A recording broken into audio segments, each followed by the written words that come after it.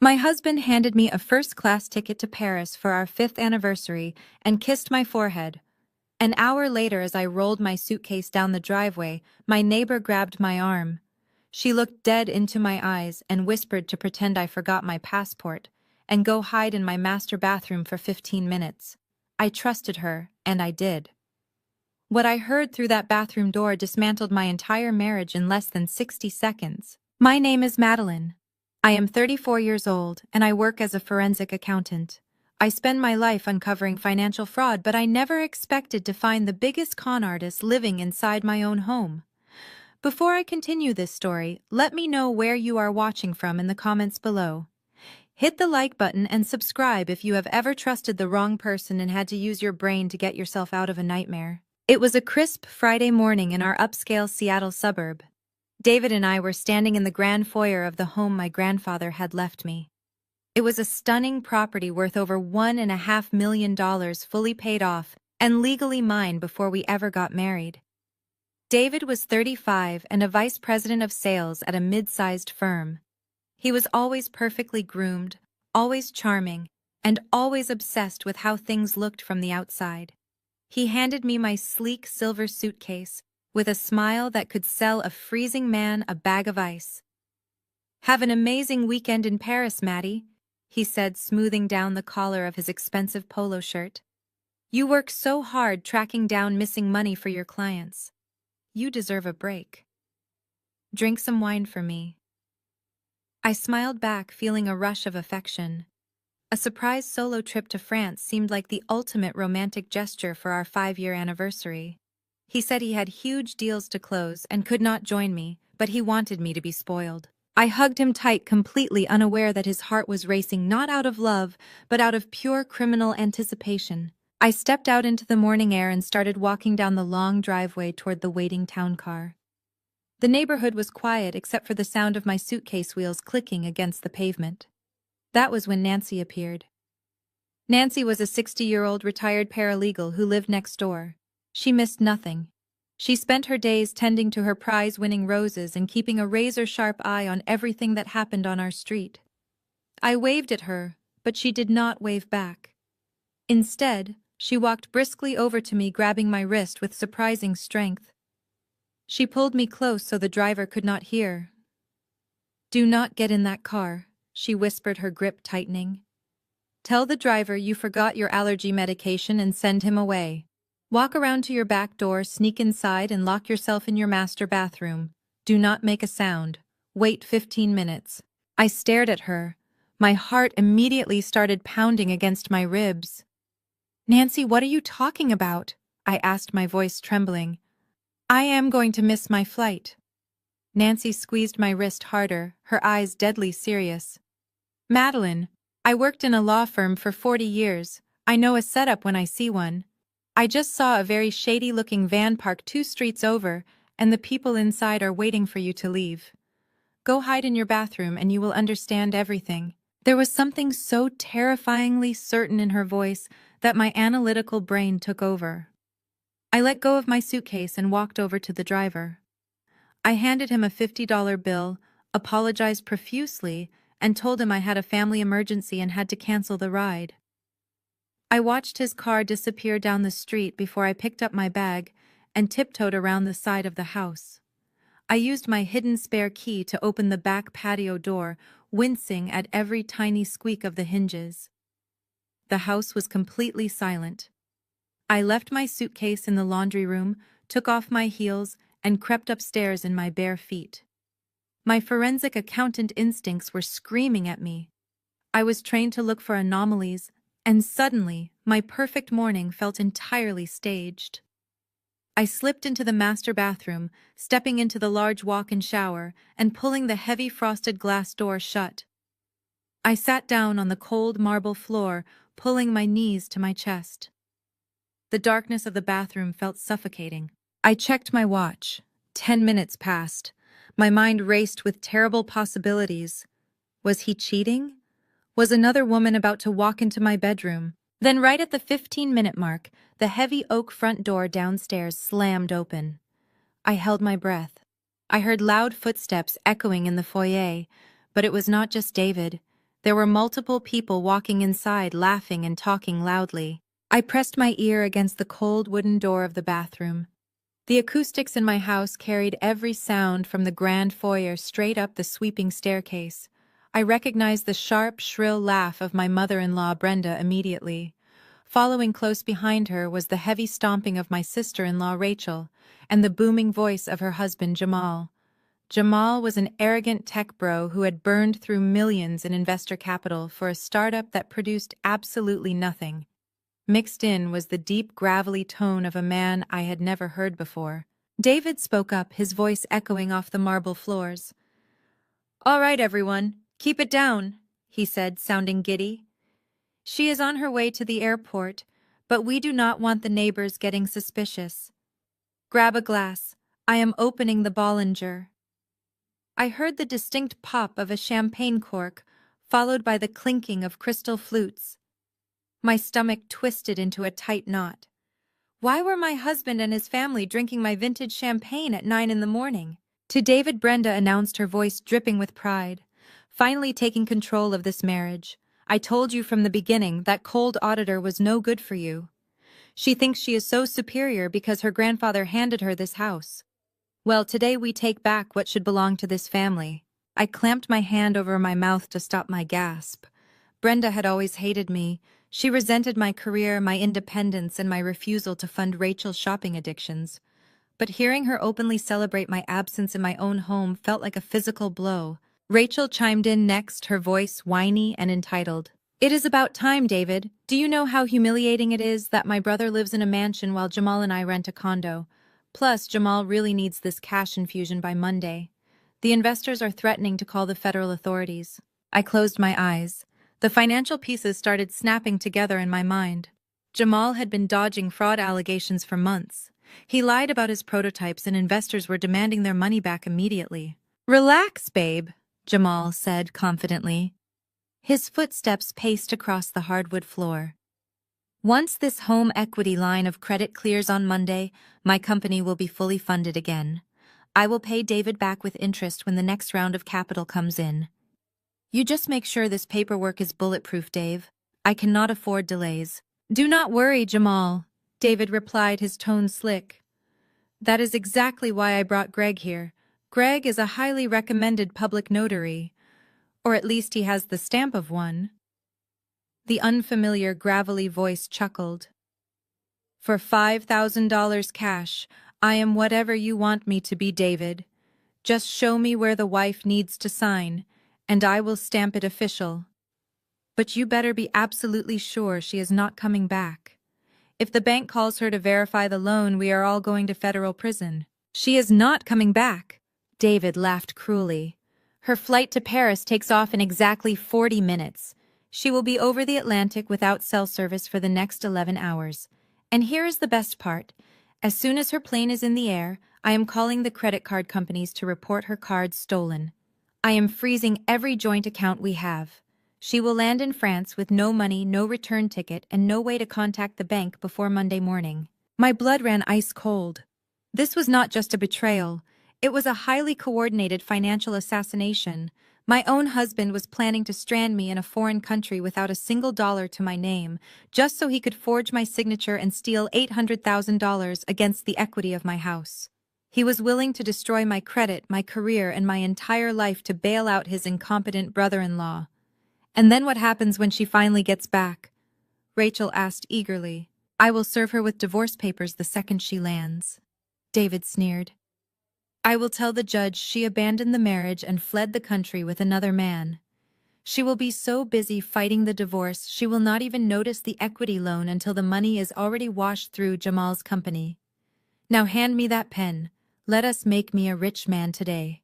I slowly pulled my cell phone out of my jacket pocket. My cold hands were shaking, but my mind was crystal clear. I opened the voice memo app and carefully pressed the bright red record button. The red numbers on my screen began to tick upward, tracking every single word spoken in the foyer below. I held my breath, terrified that even the sound of my lungs expanding might give me away. Through the heavy floorboards, I could hear the rustling of thick paper. "All right, Dave, the notary," Greg grunted. I have the home equity line of credit documents right here. $800,000 secured against the property. The bank already pre-approved it based on the appraisal you submitted last month. All I need is her signature on the primary borrower line and yours as the secondary. Then I will hit it with my official seal. I heard the scratching of a pen. David was actually practicing my signature. Let me just get the loop on the M right, he muttered. She has this annoying way of signing her name like she is signing a presidential decree. Always so precise, always so perfect. God, I am sick of it. Take your time, Brenda advised, her voice soothing and entirely devoid of guilt. You are doing the right thing, David. A wife is supposed to support her family. If she refuses to help Jamal build his tech company, then you have to make the executive decision as the man of the house. That is what marriage is about. Shared resources. Shared resources. I squeezed my eyes shut as a single tear escaped and rolled down my cheek. This house was not a shared resource. My grandfather worked his entire life in commercial real estate to buy this home. He left it to me in a bulletproof trust before he died.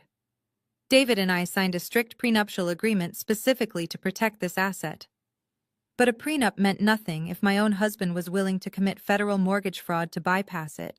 Looks good enough, Greg announced. Sign it here, and initial at the bottom. The sound of the pen gliding across the paper felt like a knife dragging across my skin. That was it. With a few strokes of blue ink, my husband was attempting to leverage my childhood home, my security, and my future to fund a fraudulent tech startup. Jamal clapped his hands together, echoing loudly in the hallway. Man, this is a lifesaver, he exclaimed. Those investors were breathing down my neck. They were ready to audit my company by Tuesday. When this $800,000 hits my business account on Monday morning, I can finally pay them their dividends and get them off my back. You are a real brother, Dave. Just make sure you pay the monthly interest on this loan, Jamal David warned, though his tone was light.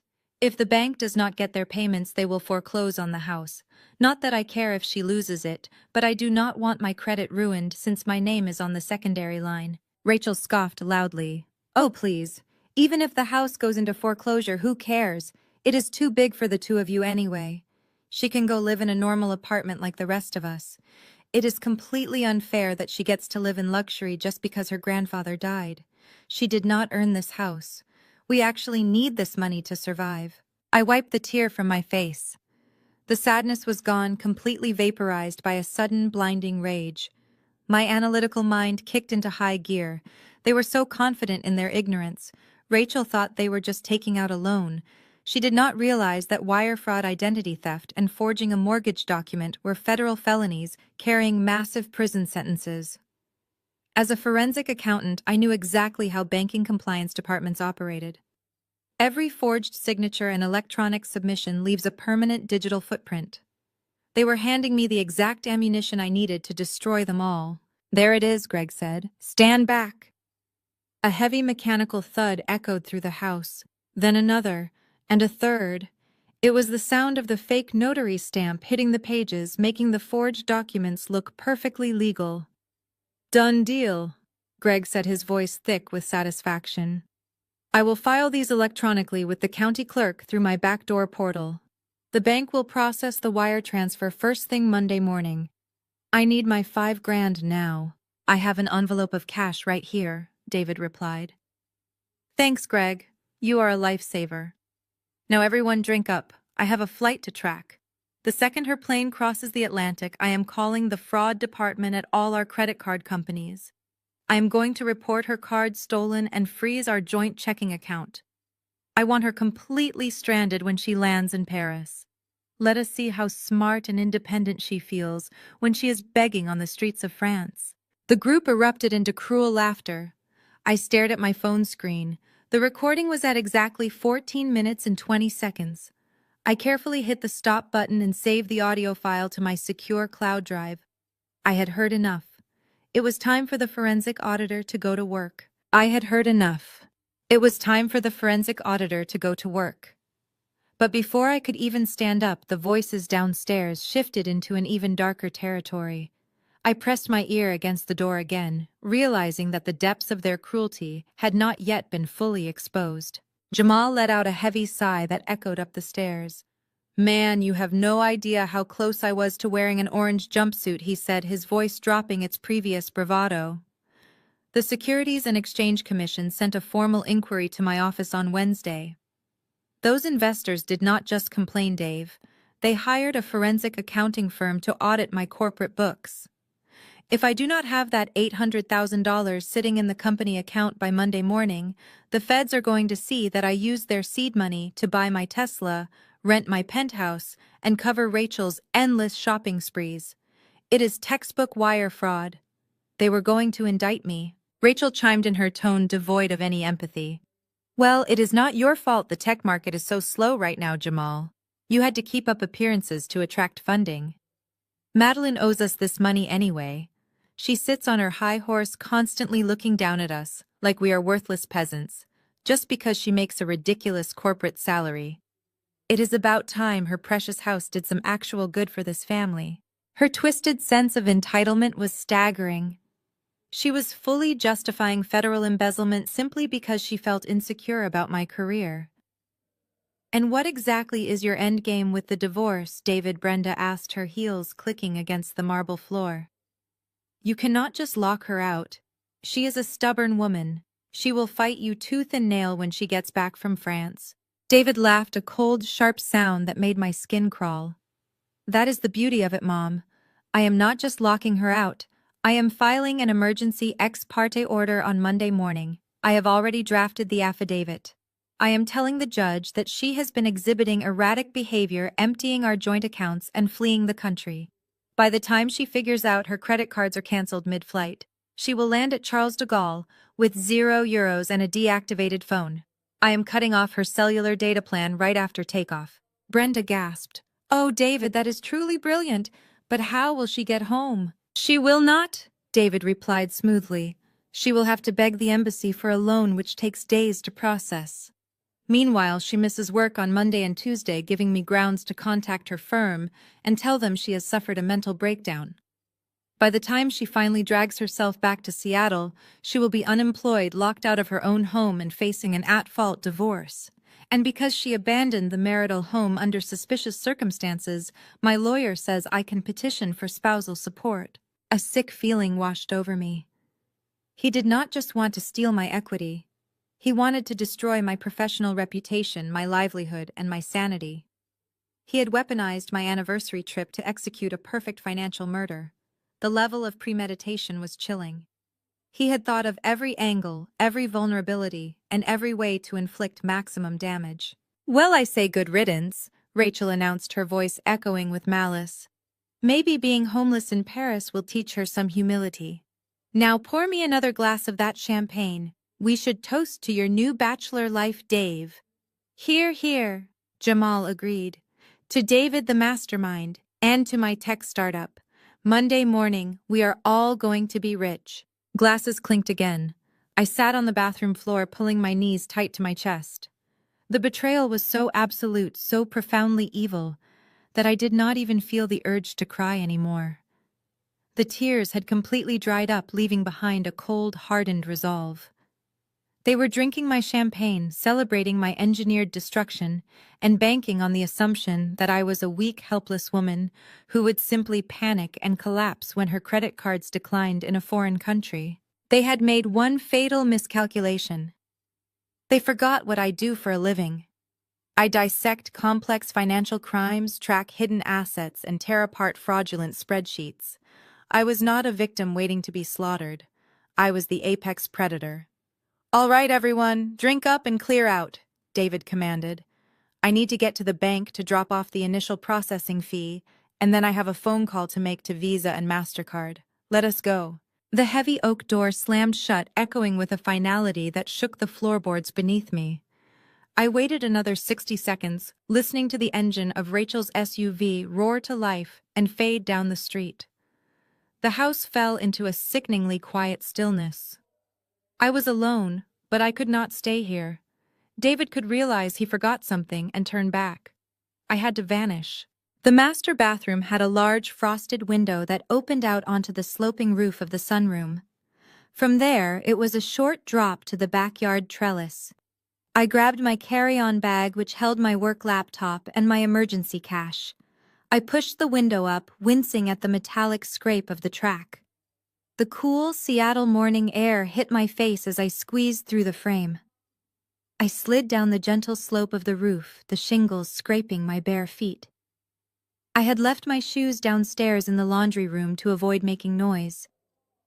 I grasped the wooden lattice of the trellis and climbed down as quickly as I could, dropping the last few feet onto the damp grass of my backyard.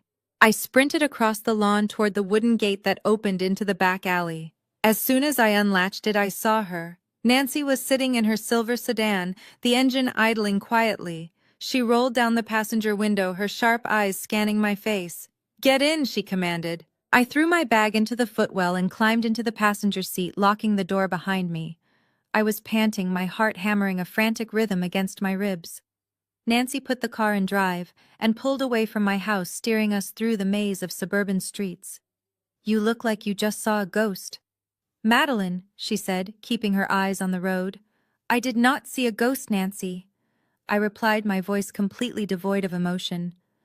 "I saw a firing squad, and my husband was holding the rifle." I told her absolutely everything. I explained the fake notary, the forged mortgage documents, Jamal's federal fraud investigation, and David's plan to cancel my credit cards while I was mid-flight. Nancy gripped the steering wheel so hard her knuckles turned white. "That absolute monster," she hissed. "I am taking you straight to the police station." "No," I said sharply. Nancy slammed on the brakes, pulling the car over to the curb. She stared at me in complete disbelief. "What do you mean, no, Madeline? They are stealing your home. If we go to the police right now, David will just say it was a misunderstanding or a very bad joke." I explained, my analytical brain fully taking the wheel. "He will destroy the forged documents and Jamal will find another way to cover his tracks. They will know I am onto them. I cannot just stop the fraud, Nancy. I have to let them commit it. I have to let them dig the hole so deep that they can never climb out." Nancy stared at me for a long moment before a slow approving smile spread across her face. "Where to, then?" she asked. "Not the airport," I replied. "I need an untraceable place to work. Take me to that extended stay motel on the edge of the city, the one that accepts cash." 30 minutes later, Nancy dropped me off at a dingy motel off the interstate. I hugged her, thanked her for saving my life, and promised I would call her when it was over. I walked into the lobby and paid for 3 nights using the emergency cash I always kept in my travel bag. The clerk handed me a physical key and did not even ask for my ID.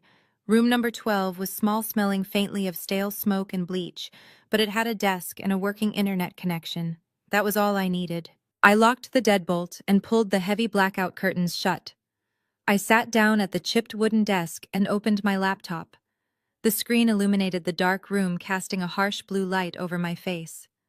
I took a deep breath, inhaling the cheap motel air, and exhaled every ounce of weakness I had left. The heartbroken wife who stood in the foyer an hour ago was dead.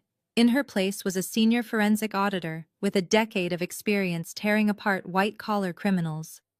I cracked my knuckles and opened my encrypted banking portal. David thought he could outsmart me with a fake notary and a canceled credit card. He completely forgot that I built my entire career hunting down arrogant men exactly like him.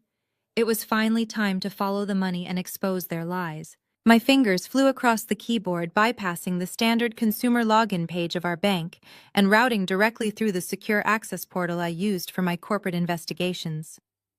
David always thought he was a mastermind, but his cybersecurity hygiene was laughable. He used the same variation of our wedding anniversary for every single password. It took me less than 3 minutes to breach his personal email, his private cloud storage, and the administrative backend of our joint financial portfolio. The motel room's Wi-Fi was painfully slow, but my custom decryption software was highly efficient. I started with the primary checking account. There it was. Sitting right at the top of the pending transactions list was an incoming wire transfer labeled as a home equity disbursement. $800,000. The status indicator was a blinking yellow circle waiting for the next business day to clear. I clicked on the attached documentation. A PDF of the forged mortgage agreement popped onto my screen, complete with my perfectly copied signature and the fraudulent notary stamp Greg had applied just hours ago. I immediately downloaded the file, saving it to 3 separate encrypted drives. This piece of paper alone was enough to send them both to federal prison for a minimum of 10 years. But as a forensic auditor, I knew that large-scale fraud was rarely an isolated incident. Criminals like David and Jamal do not just wake up one morning and decide to steal nearly $1 million. They build up to it. They start small, testing the waters, seeing what they can get away with before they make their massive final strike. I needed to see the entire financial picture. I needed to know exactly how long I had been sleeping next to a parasite. I navigated away from the checking account and opened the portal for our joint investment and retirement portfolio. We had set up this account 5 years ago, right after we got married. Every month, a significant portion of my 6-figure salary was automatically deposited into this fund. Based on my compounding interest calculations, the balance should have been sitting comfortably around $450,000. We were supposed to use that money to build a custom cabin in the mountains and retire early. That was the dream David and I mapped out on our honeymoon. When the dashboard finally loaded, the number staring back at me felt like a physical punch to the throat. $42,000. I blinked, staring at the screen as if the pixels might magically rearrange themselves. But the numbers did not change. Over $400,000 had completely vanished. The air in the motel room suddenly felt incredibly thin. I pressed my palms against my eyes, taking a deep breath to force down the rising panic. I could not afford to lose my composure. I grabbed my mouse and clicked on the transaction history, expanding the timeline to cover the last 24 months. The screen flooded with red text indicating outbound transfers. A sickening pattern immediately emerged. Every single month for the past 2 years, there had been systematic withdrawals. David had not taken it all at once to avoid triggering automated fraud alerts. Instead, he had been bleeding the account dry piece by piece. He was pulling out $10,000 here, $15,000 there. To bypass the early withdrawal restrictions, he had submitted dozens of fraudulent hardship applications. He claimed we were facing severe medical emergencies, expensive home repairs, and catastrophic debt. He even forged my signature on spousal consent forms, allowing him to take massive loans against our retirement plan. He was so desperate for cash that he was happily paying the heavy federal tax penalties for early withdrawal just to get his hands on the liquid assets. I exported the entire transaction ledger into a master spreadsheet and ran a quick macro to tally the total losses. He had siphoned away exactly $412,000. My retirement, the future I had worked 70-hour weeks to secure, was completely gone. The level of deceit was almost impossible to process. This was not a sudden act of desperation to save Jamal's failing company. This was a sustained, calculated campaign of financial abuse. While I was traveling across the country auditing corrupt corporations, my own husband was sitting in my living room, quietly transferring my life savings into his personal checking account. He smiled at me over dinner, kissed me goodnight, and then logged online to steal my future. I leaned back in the creaky wooden chair of the motel room, the harsh blue light of the screen reflecting in my cold eyes. The initial shock was rapidly solidifying into absolute zero rage. I had the dates and the exact amounts of the stolen retirement funds safely documented. Now I just needed to prove exactly where all that missing money went. I pulled up his external bank routing numbers, ready to follow the long paper trail. The digital breadcrumbs led me straight into a labyrinth of secondary checking accounts and hidden credit cards. David had set up an entire shadow economy operating just beneath the surface of our marriage. I clicked on a routing number that had received over $150,000 in staggered transfers over the past 18 months. The account was registered at a local credit union under David's name, but the debit card was assigned to someone else entirely, Rachel. My blood pressure spiked, but my hands remained perfectly steady on the keyboard. I opened a new browser tab and pulled up Rachel's public social media page. I split my screen, placing her timeline of glamorous photos right next to the bank statements. The forensic puzzle pieces began snapping together with sickening precision. On March 12th, David transferred $14,000 into the shadow account. On March 14th, Rachel posted a photo of herself holding a brand new orange Hermes Birkin bag, sitting at a high-end cafe. Her caption read "blessed" and highly favored with a sparkling emoji. I checked the bank statement again. There was a matching $14,000 charge at the Hermes boutique in downtown Seattle on March 13th. She had not been blessed. She had been funded by my stolen retirement. I kept scrolling down the list, aggressively matching dates and amounts.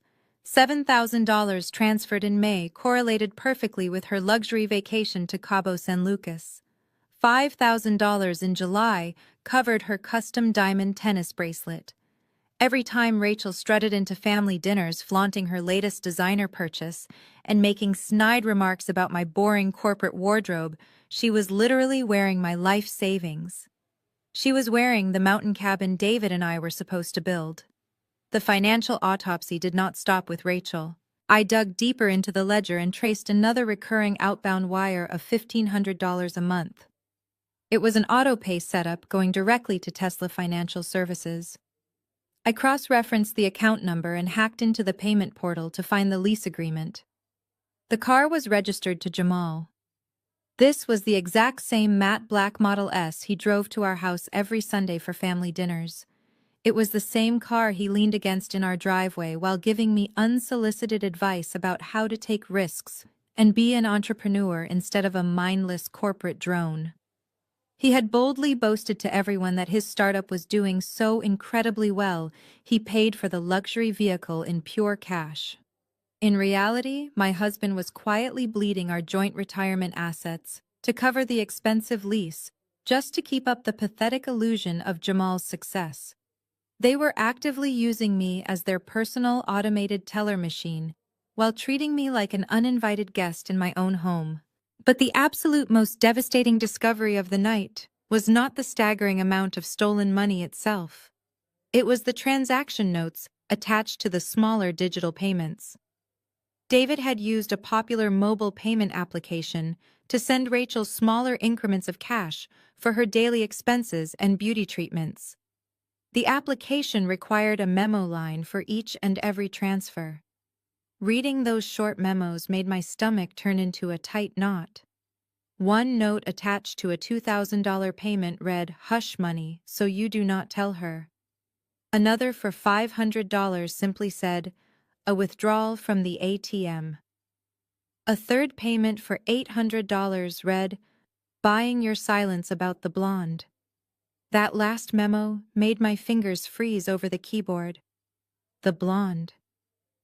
My husband was not just stealing from me to desperately fund his parasitic family. He was actively paying them off to cover up an ongoing affair. The entire family knew exactly what he was doing behind my back. Brenda, Rachel, and Jamal all knew, and they all gladly accepted my stolen money as the monthly price of their silence. They laughed at me while I worked 70-hour weeks to build our future. I remembered Brenda criticizing my long hours, telling me a good wife should be home more to satisfy her husband. All the while she knew he was spending my money on his mistress. I slowly closed the spreadsheet and stared blankly at the peeling wallpaper of the motel room. The hot, blinding anger I had felt earlier was completely gone. It was replaced by a terrifying, absolute clarity that froze my veins. They had taken my money, my trust, my marriage, and my dignity. They thought I was a naive fool who would just cry and surrender. Now I was going to aggressively take back control and permanently destroy every single thing they had left in their pathetic, miserable lives. But to execute a flawless financial takedown, I needed time. The most critical rule of an audit is to never alert the target before you have secured the perimeter. If I marched into the police station right now, or if I froze the bank accounts immediately, David would receive an automated text alert. He would panic. He would instantly destroy the forged documents, and Jamal would deny everything. They would claim it was a misunderstanding or a draft error. I needed them to feel completely safe. I needed them to believe their malicious plan was working perfectly, so they would willingly walk right into the federal trap I was building. To do that, I had to convince my husband that I was exactly where he wanted me to be, stranded in France. I checked my watch. It was early afternoon in Seattle, which meant my supposed flight to Paris would be landing soon. I pulled my secondary burner laptop from my bag. As an auditor dealing with sensitive international corporate espionage, I always carried a heavily encrypted device equipped with military-grade virtual private network software. I booted it up and routed my IP address through a secure server located in central Paris. If David or Jamal's tech friends tried to trace the origin of my message, it would bounce back to a French cellular tower. Next, I needed visual proof. I opened my personal photo archives and found a picture I had taken 2 years ago during a corporate layover at Charles de Gaulle Airport.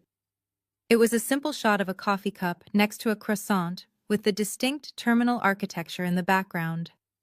My face was not in it, but my signature gold watch was visible resting on the table. It was perfect.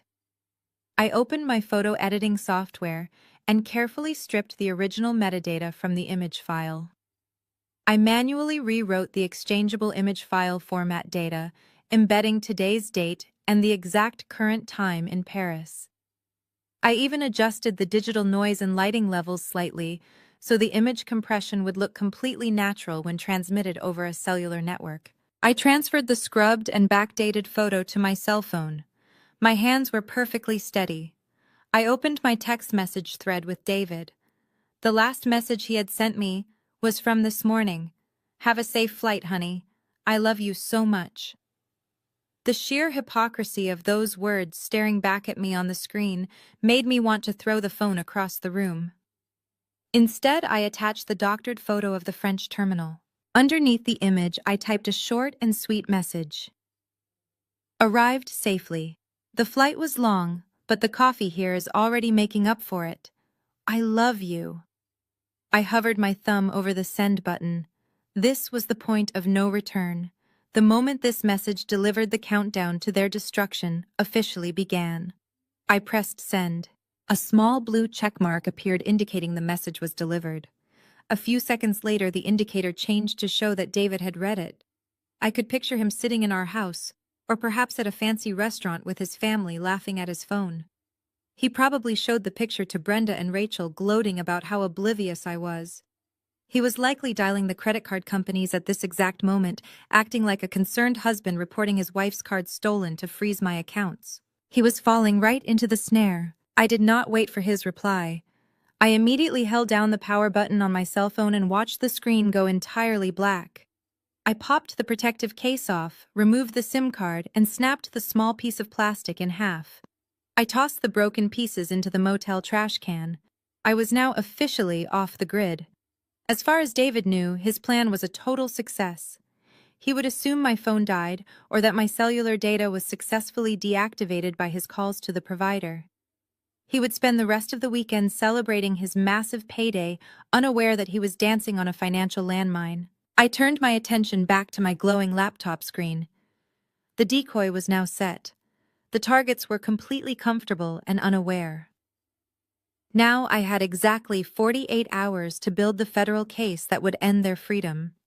I needed to draft legal holds, contact my senior real estate attorney, and carefully prepare a comprehensive evidence dossier for the Internal Revenue Service Fraud Division investigators. I cracked my knuckles and opened a blank encrypted document. The long weekend had just begun. I was going to deeply enjoy every single second of tearing their stolen fake empire down to the ground. I spent the next 2 hours organizing the exported banking ledgers, the downloaded loan application, and the audio file of their conversation. Every piece of evidence was cross-referenced and filed with the precision of a federal audit. I needed to build a cage so tight that neither my husband nor his brother-in-law could escape. I dialed my real estate attorney, Benjamin. He had handled the transfer of my grandfather's property years ago and drafted the ironclad prenuptial agreement David signed. He answered immediately. "Someone just forged my signature on an $800,000 equity line against my Seattle property using a fake notary," I said.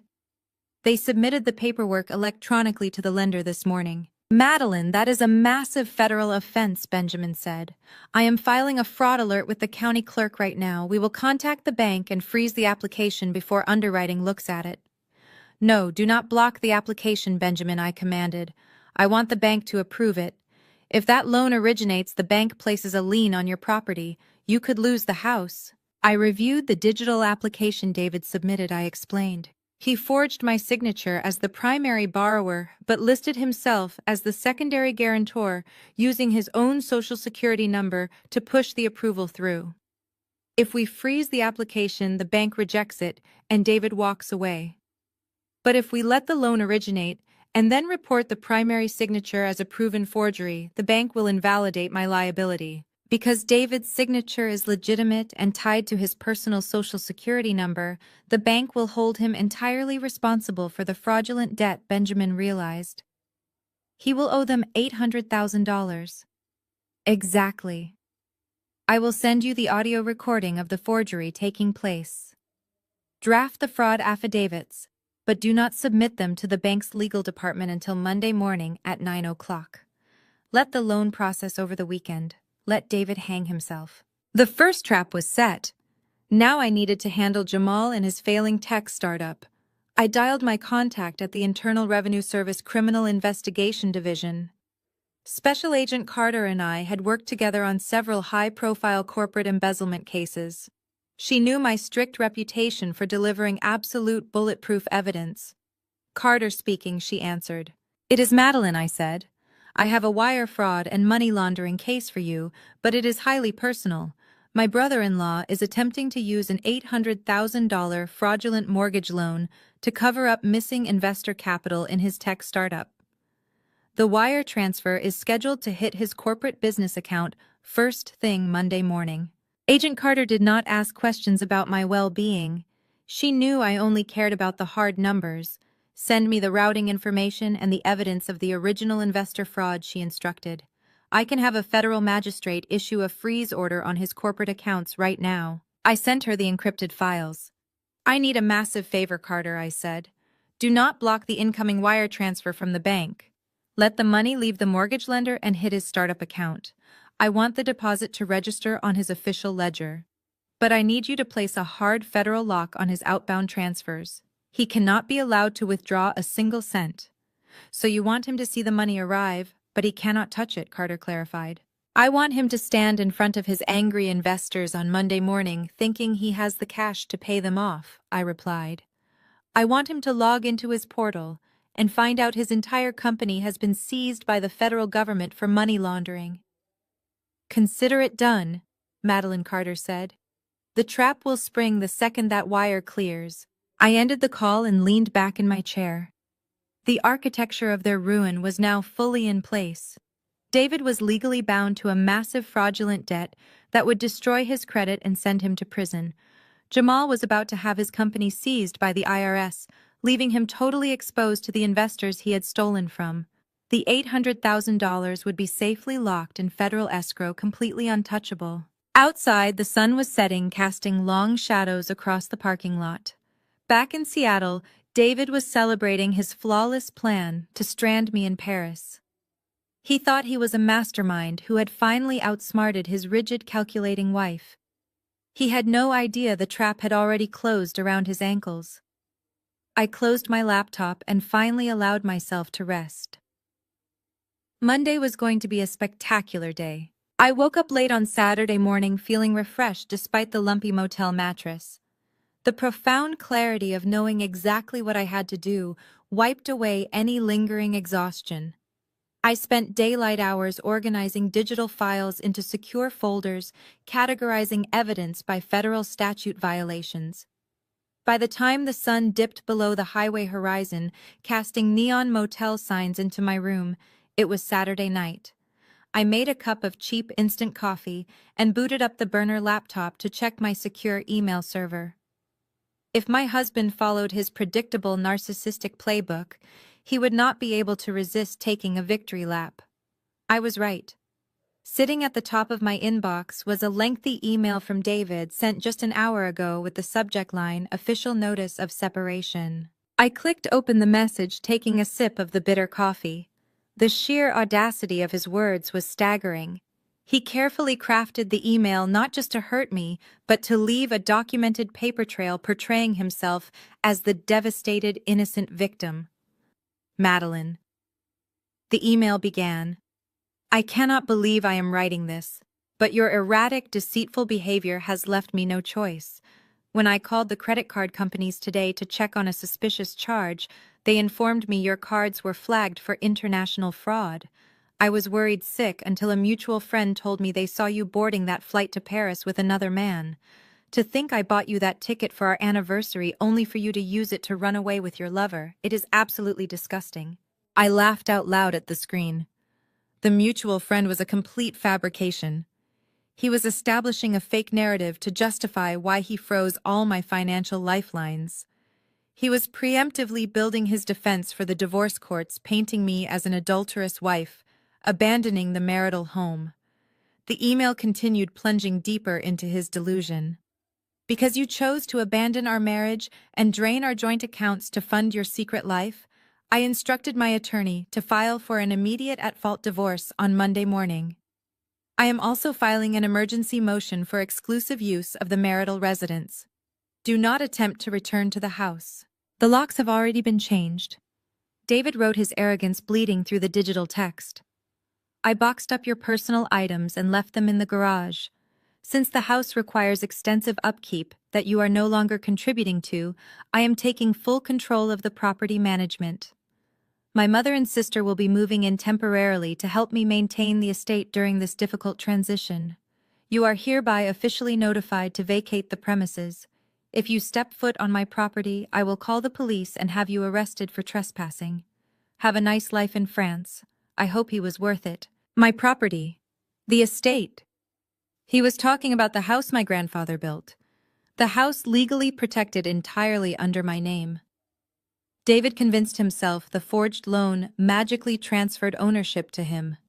He was already moving his toxic mother and entitled sister into my home, assuming I was sitting on a Parisian curb, crying over declined credit cards. The gaslighting was a masterpiece of narcissistic projection. He accused me of draining joint accounts when I had the exact banking ledgers proving he stole every single penny to fund his family. He accused me of infidelity to cover up his own blonde mistress. I felt a deep, profound satisfaction reading his vicious words. David thought he was writing a legal threat. In reality, he just handed me a signed, written confession of his malicious intent. This email proved premeditation. It proved he purposefully froze my assets and intended to illegally evict the rightful homeowner using a fabricated story. I exported the email as a PDF document and dragged it directly into a folder labeled Divorce Proceedings Exhibit A. I forwarded a copy to my real estate attorney Benjamin with a short note attached. Look at what the mastermind sent me. Benjamin replied 3 minutes later with a single sentence. He is digging his own grave. I slowly closed the email client and leaned back against the chair, listening to the hum of the cheap motel refrigerator. David threw his absolute worst at me. He deployed every toxic tactic his family taught him. He lied, manipulated, projected, and stolen. But a forensic auditor does not ever argue with a pathological liar. A forensic auditor simply presents the receipts. Tomorrow was Sunday, and the villains were going to throw themselves a massive celebration. I needed to get some rest, because I had a very important outfit to steam and a devastating script to finalize. I woke up early on Sunday morning to the sound of rain tapping against the motel window. The dreary Seattle weather matched the grim reality of my situation, but my mind was sharper than ever. I plugged my secondary laptop into the wall outlet and logged into my cellular provider's web portal. I had destroyed my physical phone, but my voicemail messages were automatically synced to the cloud. I wanted to see if anyone else in the family had decided to leave a digital footprint of their betrayal. There was a single new voicemail waiting in my inbox. It was from Brenda. The timestamp showed she had called me late Saturday night, probably after a few glasses of my vintage wine. I clicked play and leaned back, letting the audio fill the quiet room. Hello, Madeline. Brenda's voice slurred slightly, her tone dripping with venomous satisfaction. David told me you are stuck in Paris with no money. Honestly, I think it is the best thing that could have happened to you.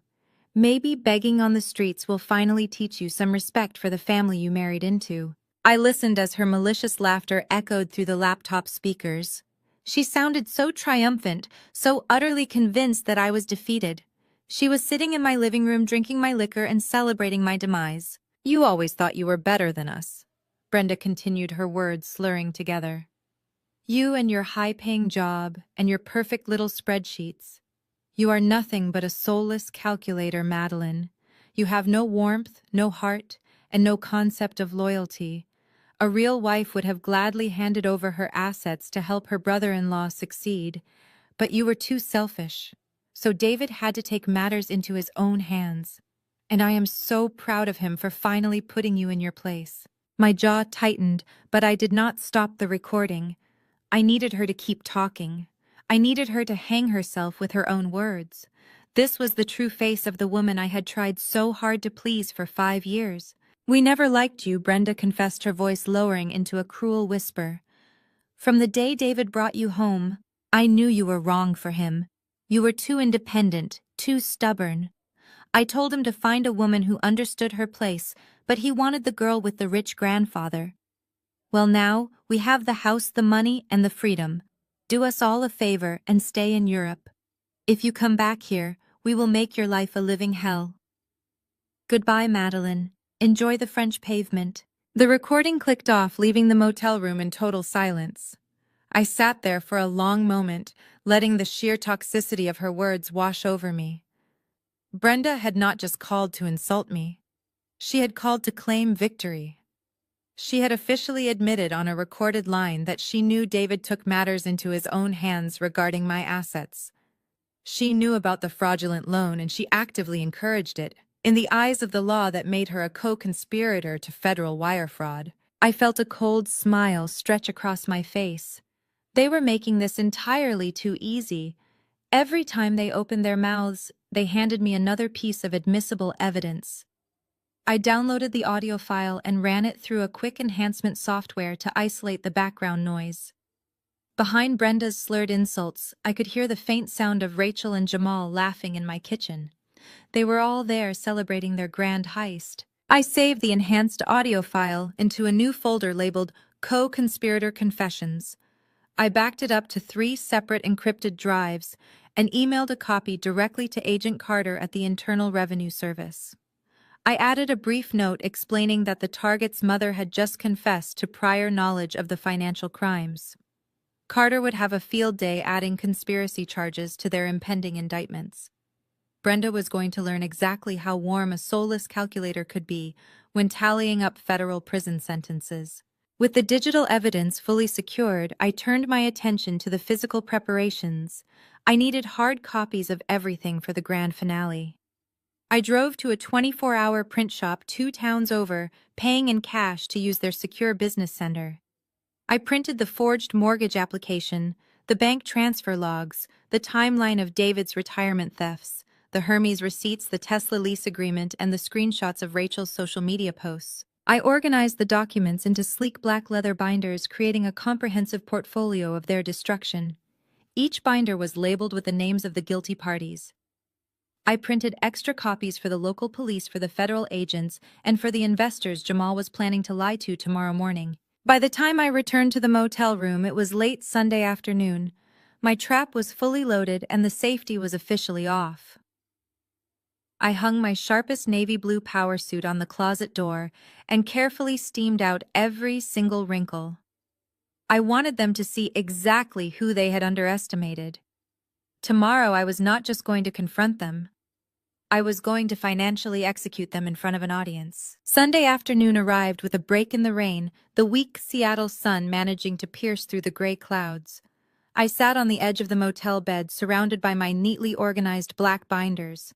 My trap was fully set, but I needed to keep a close eye on my targets. I opened my burner laptop and created a fake social media profile to monitor their public activity. Rachel was notoriously addicted to validation, and Jamal could never resist an opportunity to brag. I knew they would not be able to stay quiet about their impending payday. I scrolled through Rachel's public feed and immediately found what I was looking for. She had started a live video broadcast from what appeared to be the patio of the Commodore, one of the most exclusive and expensive seafood restaurants in the city. A single lunch there cost more than most people made in a week. I clicked on the live feed, muting the volume so I could watch without alerting the motel clerk down the hall. Rachel was wearing a white silk blouse that I immediately recognized. I had bought it for myself 2 months ago, but it had mysteriously disappeared from my closet. Now, she was parading it in front of her online followers, sipping a vibrant pink cocktail. Her perfect blonde hair was styled in loose waves, and she looked entirely unburdened by the fact that she was actively participating in a massive federal crime. "Look who finally decided to treat his wife," she squealed into the camera, panning the phone to show Jamal sitting across from her.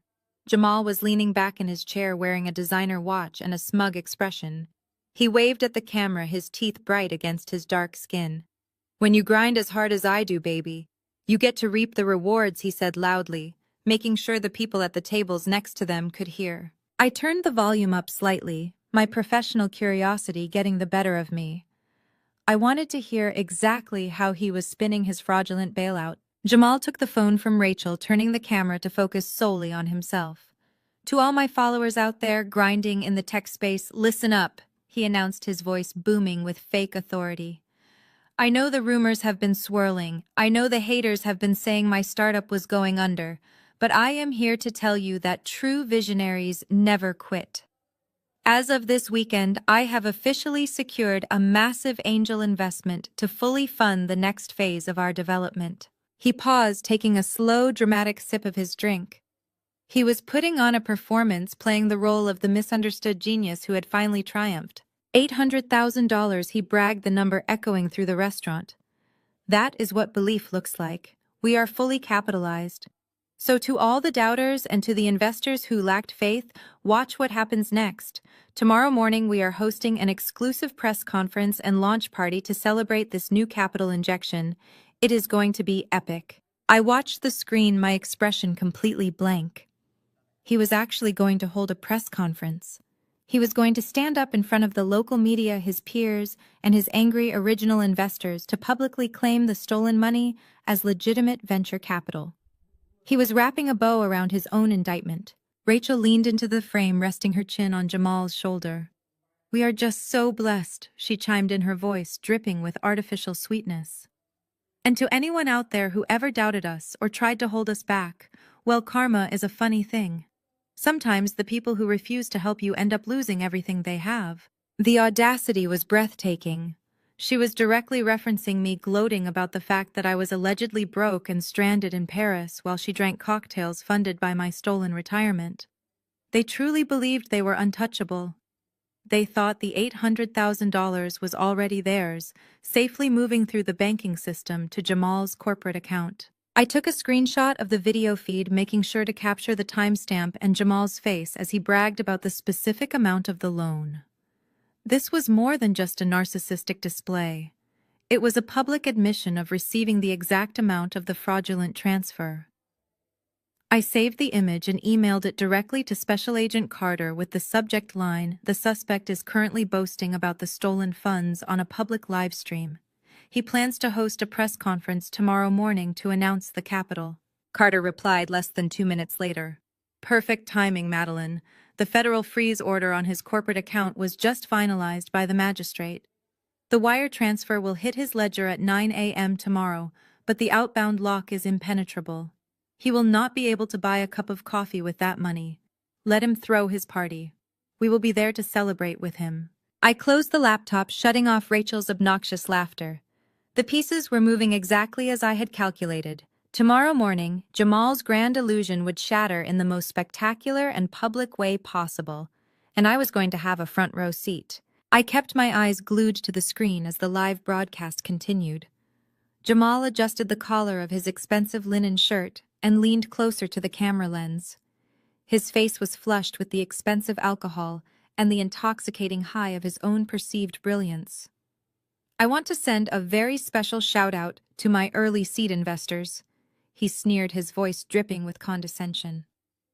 You guys know who you are, the ones who sent those nasty legal threat letters last week. The ones who tried to bring federal auditors into my office because you lacked the vision to see the bigger picture. Well, I am extending a personal invitation to every single one of you, Jamal declared, spreading his arms wide. Tomorrow morning at 9 o'clock sharp, we are hosting a massive launch event at the Grand Azure Hotel downtown. I have rented out the entire main ballroom. We will have catered breakfast, premium champagne, and a live presentation of our next quarter deliverables. But most importantly, I am going to pull up my corporate banking dashboard on the main projector screen. I am going to show all of you doubters the fresh $800,000 capital injection sitting right there in my operating account. You will see with your own eyes that my empire is bulletproof. The sheer hubris of his promise was almost difficult to comprehend. He was not just lying to his investors to buy time. He was actively inviting them to a public spectacle where he intended to use my stolen home equity to humiliate them. He was so incredibly confident in David's forged mortgage application that he was willing to bet his entire public reputation on that bank transfer clearing by morning. Rachel grabbed the phone again, flipping the camera back to herself. She took another long sip of her pink cocktail and smiled radiantly. We cannot wait to see all of you there, she purred. It is going to be such a beautiful morning. And to my amazing husband Jamal, I am just so incredibly proud of you. You never let the small-minded people drag you down. You always knew you were destined for greatness. Suddenly, a third figure stepped into the frame of the video. It was Brenda. She had apparently joined them for their celebratory lunch. She leaned down and kissed Jamal's cheek, beaming with maternal pride. That is right, Rachel, Brenda announced loudly, her voice cutting through the ambient noise of the restaurant patio. We always knew Jamal was a genius. It just took a little bit of family teamwork to get him the resources he deserved. And let us give a massive round of applause to my brilliant son David, who could not be here right now because he is busy handling some very important real estate management back at the house. He really stepped up and fixed the dead weight dragging this family down. They all clinked their glasses together in a sickening display of unity. They were a family of vultures gorging themselves on a carcass they had not even killed yet. Brenda was openly praising David for orchestrating the fraud, completely oblivious to the fact that her public endorsement was actively cementing their criminal conspiracy charges. They were literally live-streaming their own prosecution exhibits. I reached out and finally closed the browser window, shutting off the broadcast. The motel room plunged back into silence. My heart rate was slow and steady. I did not feel a single trace of anger anymore. Anger was an emotional response to injustice, and I was no longer a victim of injustice. I was the architect of their impending doom. Their arrogance had reached its absolute peak, and they had climbed so high that the fall was going to completely shatter them. I spent the rest of the Sunday evening doing a final review of my presentation materials. I organized the printed screenshots of Jamal's live broadcast, slipping them into the final section of my black leather binders. I logged into my secure portal one last time to verify the status of the banking network. The transaction was queued for Monday morning. The federal hold requested by Special Agent Carter was locked in place. The money would appear on the ledger, but the account itself was frozen solid in a federal escrow vault. I set my alarm for 6 in the morning. I carefully laid out my navy blue power suit, my crisp white blouse, and my black leather pumps. I packed my laptop and the heavy binders into my leather briefcase. Everything was perfectly aligned. I crawled into the cheap motel bed, pulled the scratchy blankets up to my chin, and closed my eyes. I slept deeply, dreaming of the financial execution I would deliver.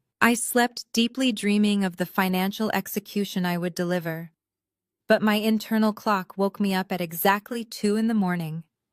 The federal banking system is a massive digital organism, and its core transaction servers reset their daily processing queues at 2:15 Standard Time.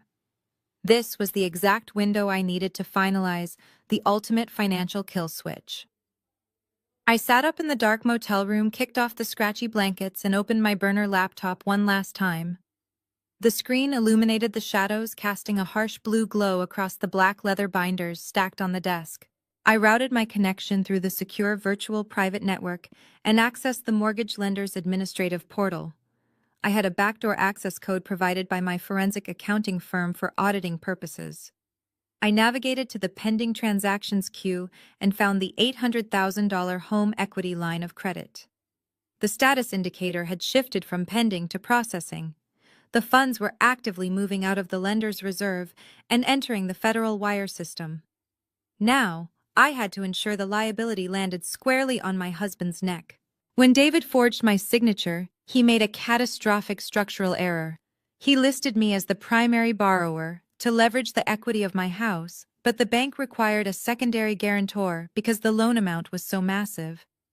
To force the approval through the automated underwriting system, David had provided his own Social Security number and his own personal credit profile as the secondary backer.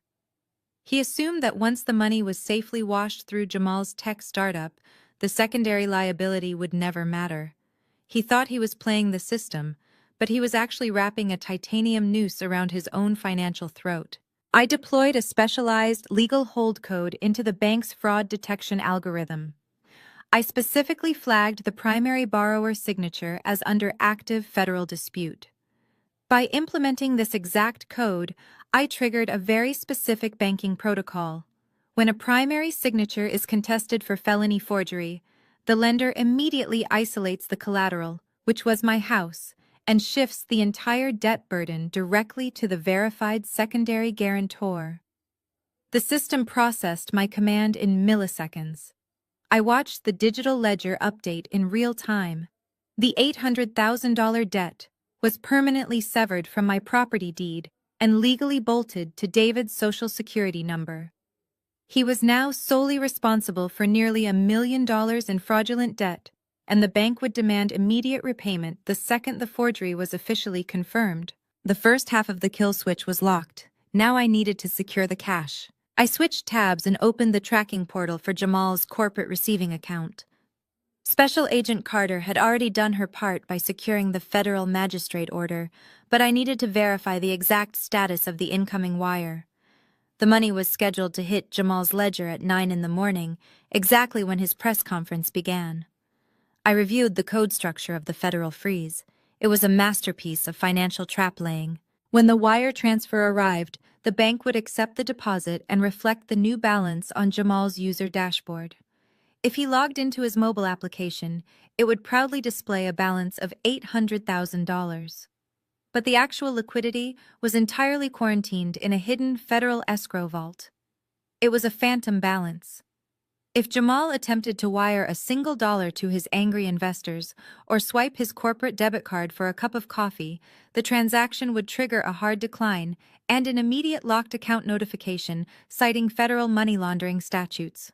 He was going to stand on a stage in front of the local media, his peers, and his furious seed investors to brag about wealth he could not even touch.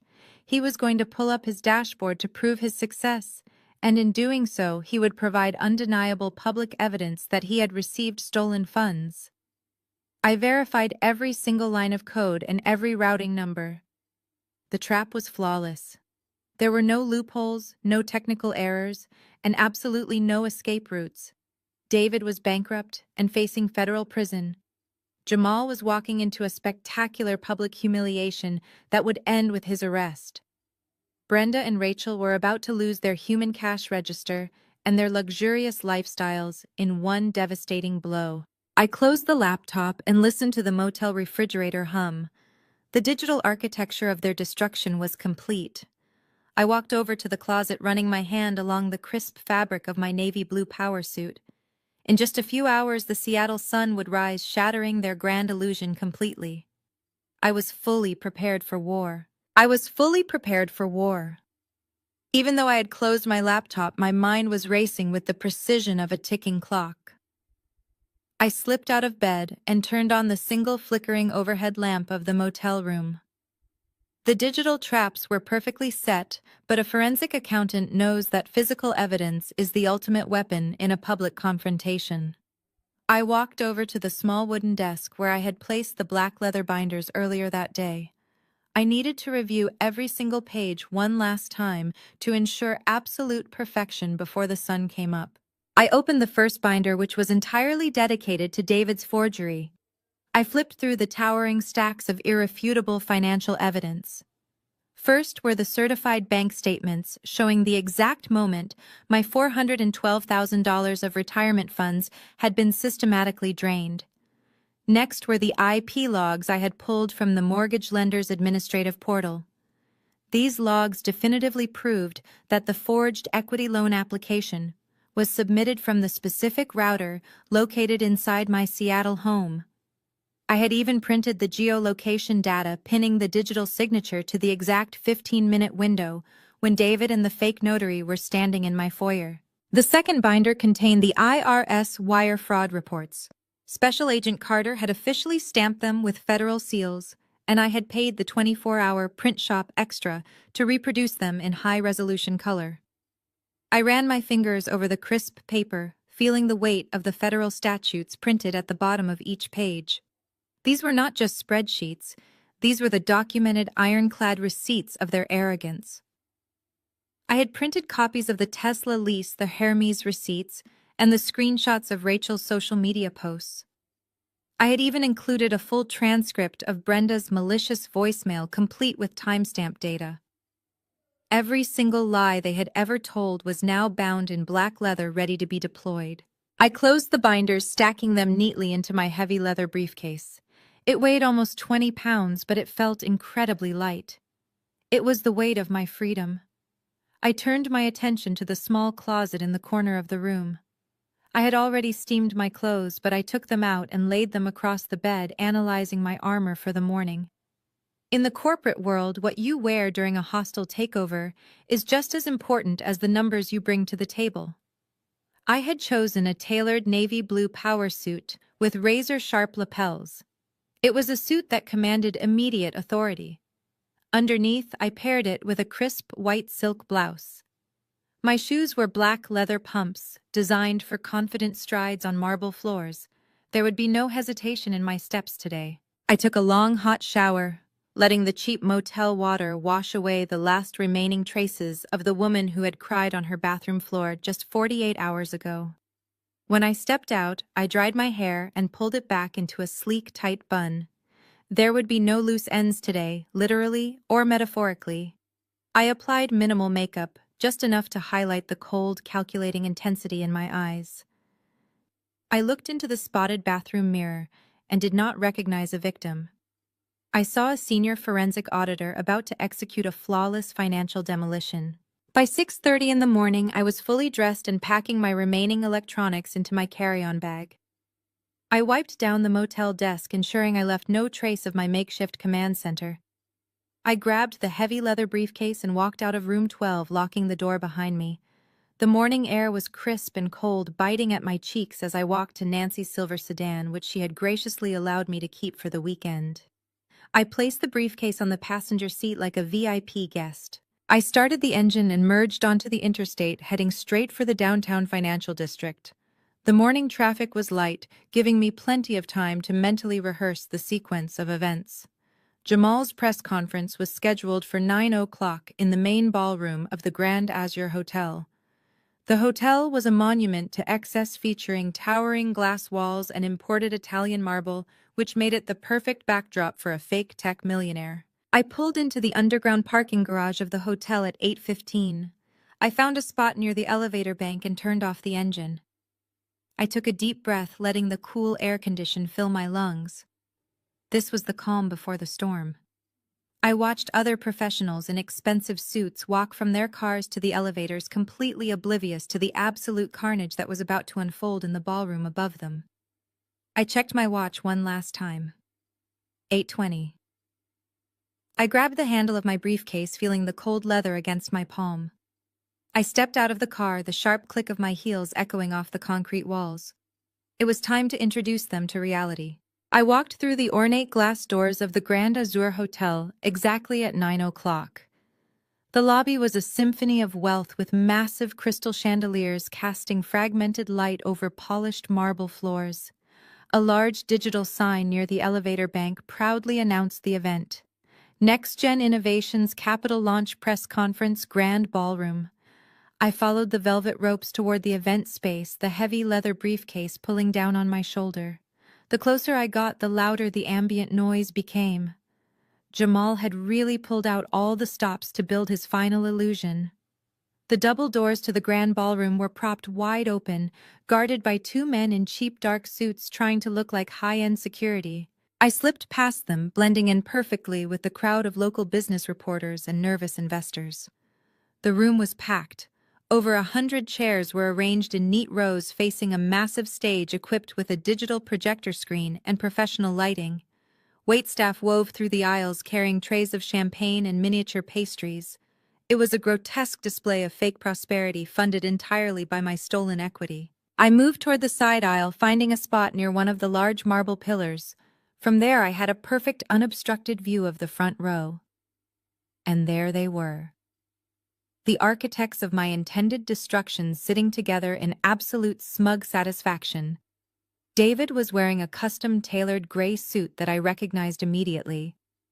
I had paid for it 2 years ago as a promotion gift. Next to him, Brenda looked like a caricature of suburban wealth dripping in gold jewelry and holding a champagne flute with an air of profound superiority. And then there was Rachel. She was sitting on the edge of her seat wearing the diamond tennis bracelet and the expensive white silk blouse I had seen on her live stream. The Hermes bag sat proudly on the empty chair beside her. They were practically vibrating with excitement, completely convinced that they had outsmarted the system. The lights in the ballroom dimmed slightly, and an upbeat electronic music track began playing over the sound system. The crowd quieted down as Jamal walked onto the stage. He was wearing a dark turtleneck and a fitted blazer, a ridiculous attempt to mimic the iconic look of successful tech founders. He carried a tablet in one hand and a wireless microphone in the other. He beamed at the audience, soaking in the applause. "Thank you all for being here today," Jamal began, his voice projecting loud and clear across the room. "I know the past few months have been challenging. There have been rumors, there have been doubts. Some of you in this very room lost faith in the vision of next-gen innovations. You sent legal threats. You demanded audits. You thought we were finished."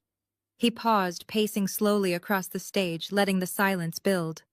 He was putting on a masterclass in narcissistic manipulation. But true visionaries do not quit. Jamal continued, his voice rising with theatrical passion. "We innovate, we pivot, and we secure the future. I called you all here today not to argue but to prove it. I am thrilled to officially announce that as of this morning, Next Gen Innovations has secured a massive new wave of angel capital, $800,000 to be exact." A murmur rippled through the crowd. I could see the original seed investors sitting a few rows behind my family, exchanging skeptical glances. They had been burned by Jamal before, and they were clearly waiting for the punchline. "I know some of you are still doubting," Jamal said, a smug smile spreading across his face. "You want to see the proof. You want to know the money is real. Well, I believe in total transparency." He tapped the screen of his tablet. The massive digital projector behind him hummed to life. The screen illuminated, displaying the secure login portal for his corporate banking account. He was actually going to do it. He was going to log in live in front of 100 people to flaunt the stolen money. "Let me just type in my credentials." Jamal narrated, his fingers flying across the tablet screen. "And we will pull up the main operating dashboard. Prepare to be amazed." He hit the enter key. The loading icon spun for 2 agonizing seconds. And then the dashboard appeared on the massive screen. Right there in bold green font, the total available balance read $800,000. The room erupted. The skeptical investors gasped, leaning forward in their chairs. Rachel jumped to her feet, clapping wildly, while Brenda cheered loudly. David leaned back, crossing his arms with a look of absolute triumph. Jamal stood center stage, holding his arms out like a conquering hero. They thought they had won. They thought the money was real. They had absolutely no idea that the numbers on that screen were a digital ghost, and the federal trap had just slammed shut. The applause inside the grand ballroom was deafening. Jamal stood center stage, soaking in the adoration of the crowd he had just manipulated. The digital projector behind him blared the bright green $800,000 balance like a neon beacon of his success. Investors who had been scowling just moments before were now nodding in approval, completely blinded by the illusion of wealth. Rachel was practically vibrating in her front row seat, clutching her luxury handbag, while Brenda patted David's knee in a sickening display of maternal pride. They were at the absolute pinnacle of their deceitful mountain. It was time to push them off the edge. I stepped out from behind the massive marble pillar and walked directly into the center aisle. I did not rush. I maintained a steady, measured pace. The sharp click of my black leather pumps against the polished floor cut through the fading applause. I kept my posture perfectly straight, my shoulders back and my eyes locked dead ahead. I did not look at the investors or the journalists. I only looked at my husband. David was the first one to see me. He was in the middle of a self-satisfied chuckle, leaning over to whisper something to his mother when his eyes caught my movement. The transformation of his face was a masterpiece of human panic. The smug smile froze before melting off his features entirely. All the color drained from his skin, leaving him looking like a freshly poured wax figure. His jaw literally dropped open. He blinked rapidly as if his brain was violently rejecting the visual information his eyes were receiving. I was supposed to be a penniless woman wandering the streets of Paris crying over deactivated credit cards. Instead, I was walking down the center aisle of the Grand Azur Hotel, looking like a corporate executioner. Brenda noticed his expression and followed his gaze. She let out a sharp, audible gasp, her hand flying up to cover her mouth. Rachel turned next, and her reaction was almost comical. She gripped the armrests of her chair, her eyes wide with unadulterated terror.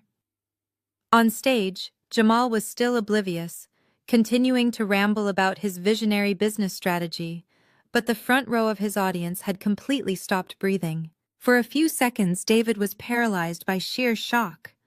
But then his narcissistic survival instincts kicked in. He realized that if I made it to the stage, his entire world would collapse. He jumped up from his chair, knocking it backward with a loud clatter that drew the attention of the surrounding rows. He decided his only option was to play the victim and control the narrative before I could speak. "Security!" He shouted, his voice cracking slightly with desperation. "We need security in here right now. Remove this woman from the ballroom immediately." The murmurs of the crowd grew louder. People began turning in their seats, straining their necks to see the source of the commotion. Two men in cheap dark suits who had been guarding the doors started jogging down the aisle toward me. I did not slow my pace. "That woman is my wife," David yelled, pointing an accusing finger at me. "She is a fraud and a cheater. She abandoned our marriage this weekend and fled the country with another man after draining our joint accounts. She has no right to be here. This is a private corporate event and she is trespassing. Get her out of here before she ruins my brother's presentation." He was projecting his own crimes onto me loudly and aggressively, hoping the sheer volume of his lies would intimidate me into retreating. Brenda immediately joined his chorus of deceit, standing up and glaring at me. "You have some nerve showing your face here, Madeline," she hissed loudly enough for the investors to hear. "You abandoned your husband. You are a disgrace to this family. Turn around and walk out right now." The security guards stepped into the aisle, blocking my path to the stage. "Ma'am," one of them said, holding out his hand. "You need to leave the premises. The event organizers have asked you to step outside." I stopped walking. I was standing less than 10 feet away from my husband. I looked into his eyes and saw the absolute terror hiding just behind his fake outrage. I simply opened my heavy leather briefcase and pulled out a single sheet of paper, holding it up for the security guards to see.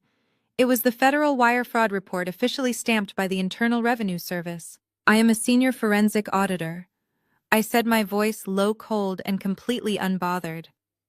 "I am conducting an active federal investigation.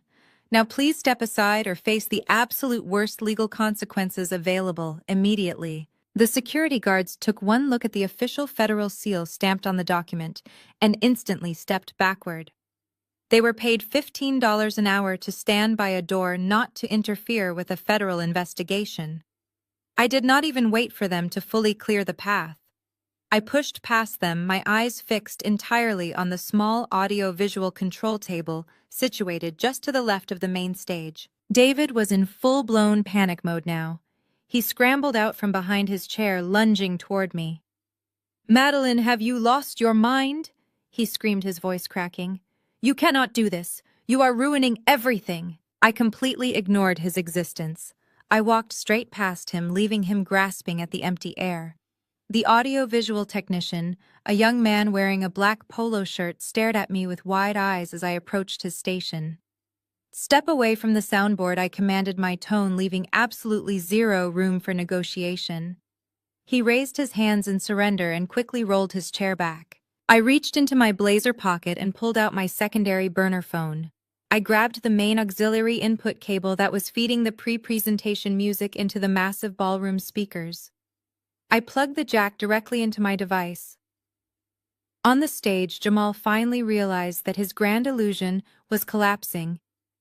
He dropped his tablet and started running toward the edge of the stage, shouting for someone to cut the power. He was exactly 3 seconds too late. I opened my secure audio files, selected the enhanced recording from my master bathroom, and pressed play. I cranked the master volume slider on the soundboard to its maximum capacity. The upbeat electronic music instantly cut out, replaced by the sharp, unmistakable sound of my mother-in-law laughing. Her voice echoed like thunder through the massive ballroom speakers, bouncing off the crystal chandeliers and the Italian marble walls. To David, Brenda announced, her recorded voice booming across the room. "Finally taking control of this marriage. I told you from the beginning that cold auditor was no good for you." A collective gasp ripped through the audience of investors and journalists. The room fell into a deathly, horrifying silence. Nobody moved. Nobody breathed. Every single person was paralyzed, listening to the raw, unfiltered deceit echoing from the speakers. "It is about time," David Rachel's whiny, entitled voice blasted next. "Do you know how humiliating it is that my brother lives in a mansion while Jamal and I rent a condo? Plus, Jamal really needs this cash infusion by Monday.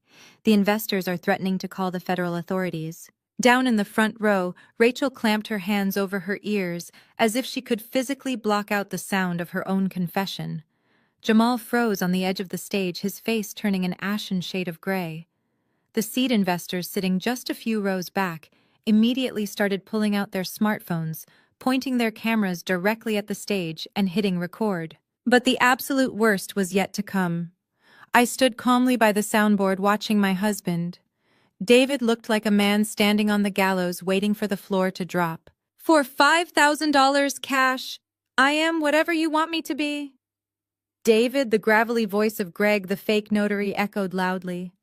"Just show me where the wife needs to sign and I will stamp it official. But you better be absolutely sure she is not coming back.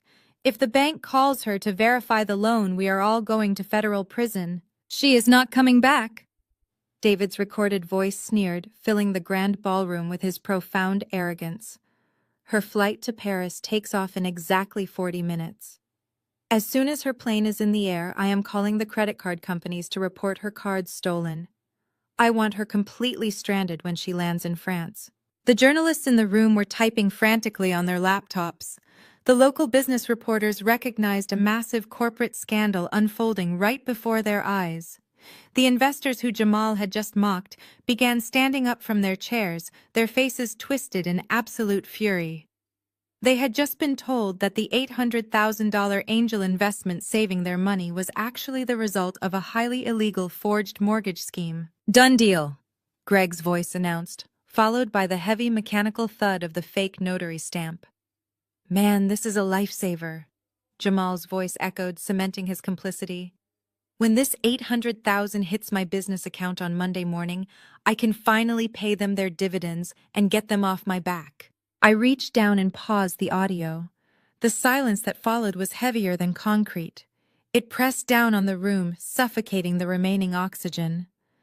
The glamorous facade of the Grand Azure Hotel ballroom had been completely stripped away, leaving nothing but the ugly, undeniable truth of their crimes.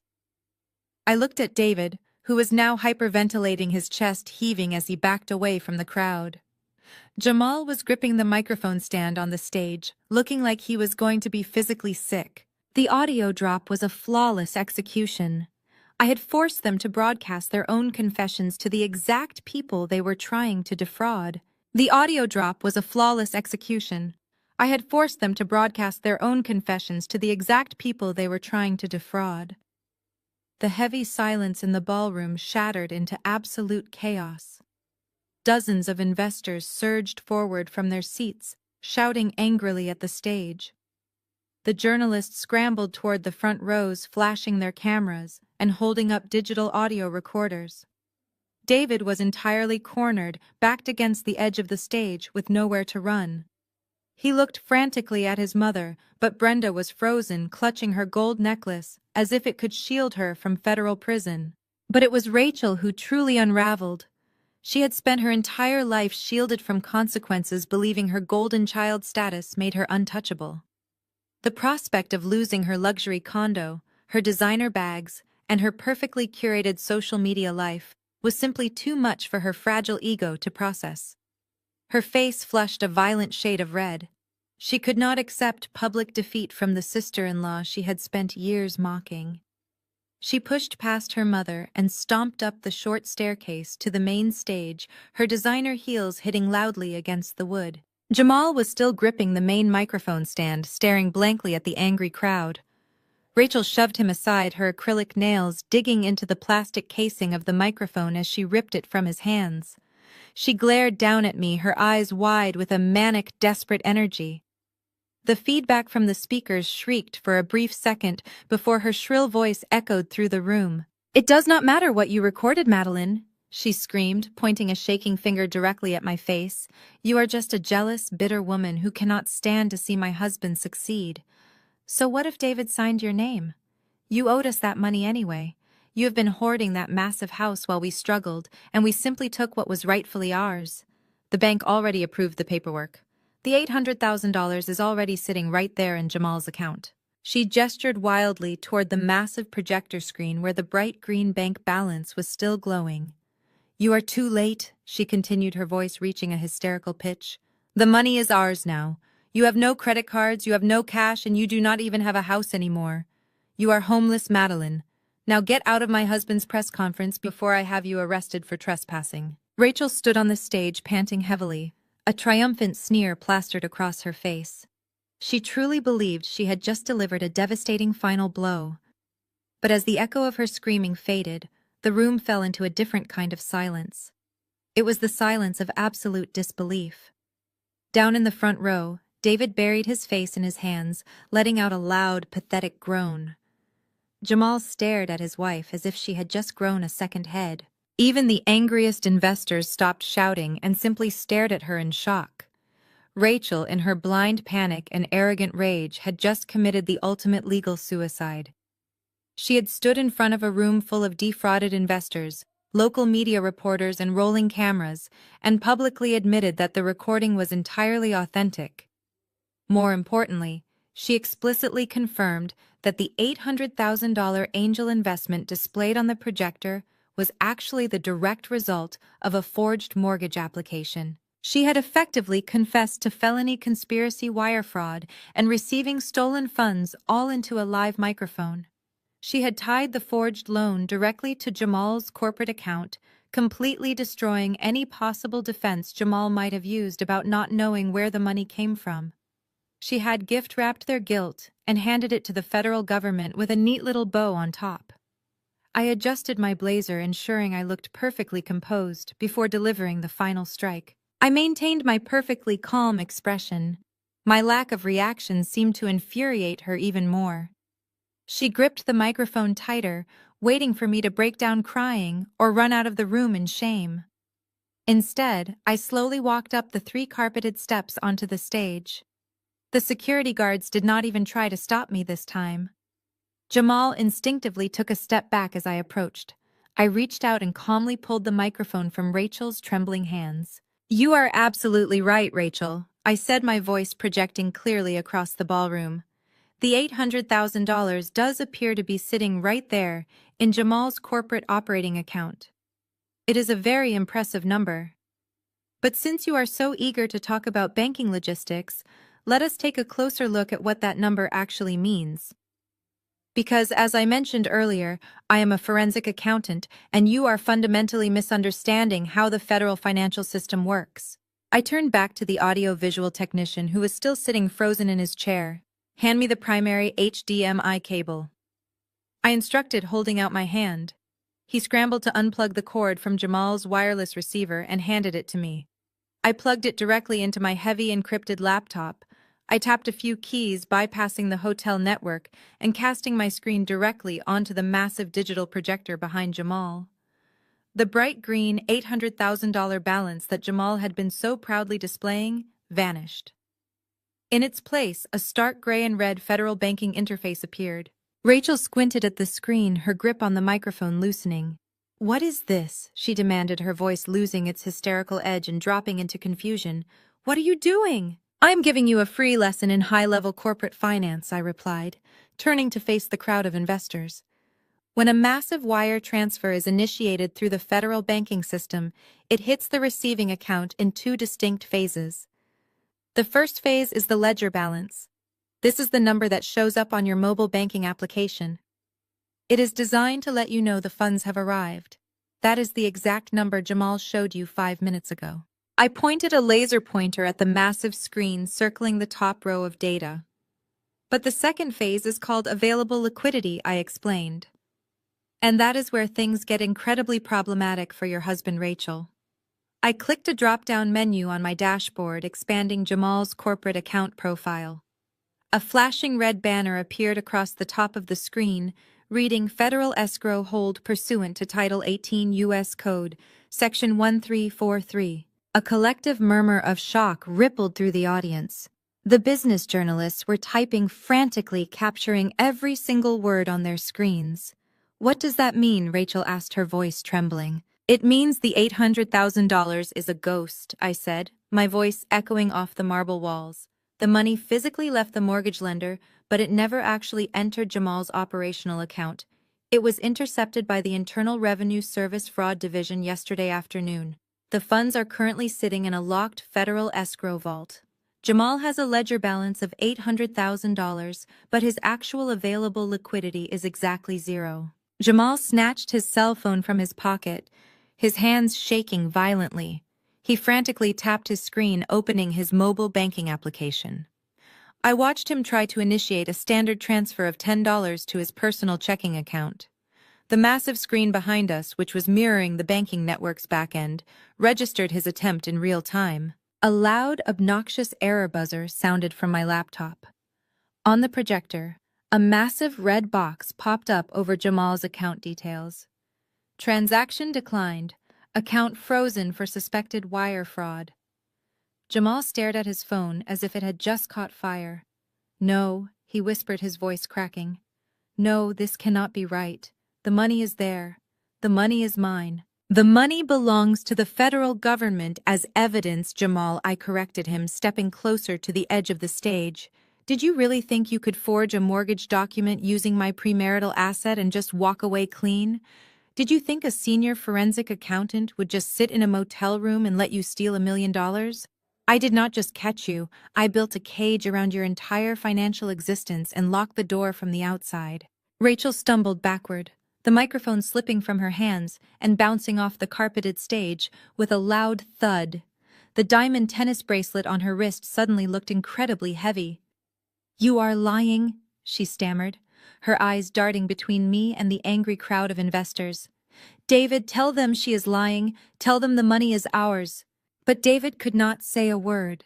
He was leaning against the wall near the front row, clutching his chest as if he was having a heart attack. Brenda was frantically fanning herself with a promotional pamphlet, her face pale and covered in a cold sweat. The original seed investors, who had been mocked by Jamal just 20 minutes ago, began advancing toward the stage. Their faces were twisted in absolute rage. "Jamal, you promised us a return on our capital," one of the men shouted, pointing a furious finger at him.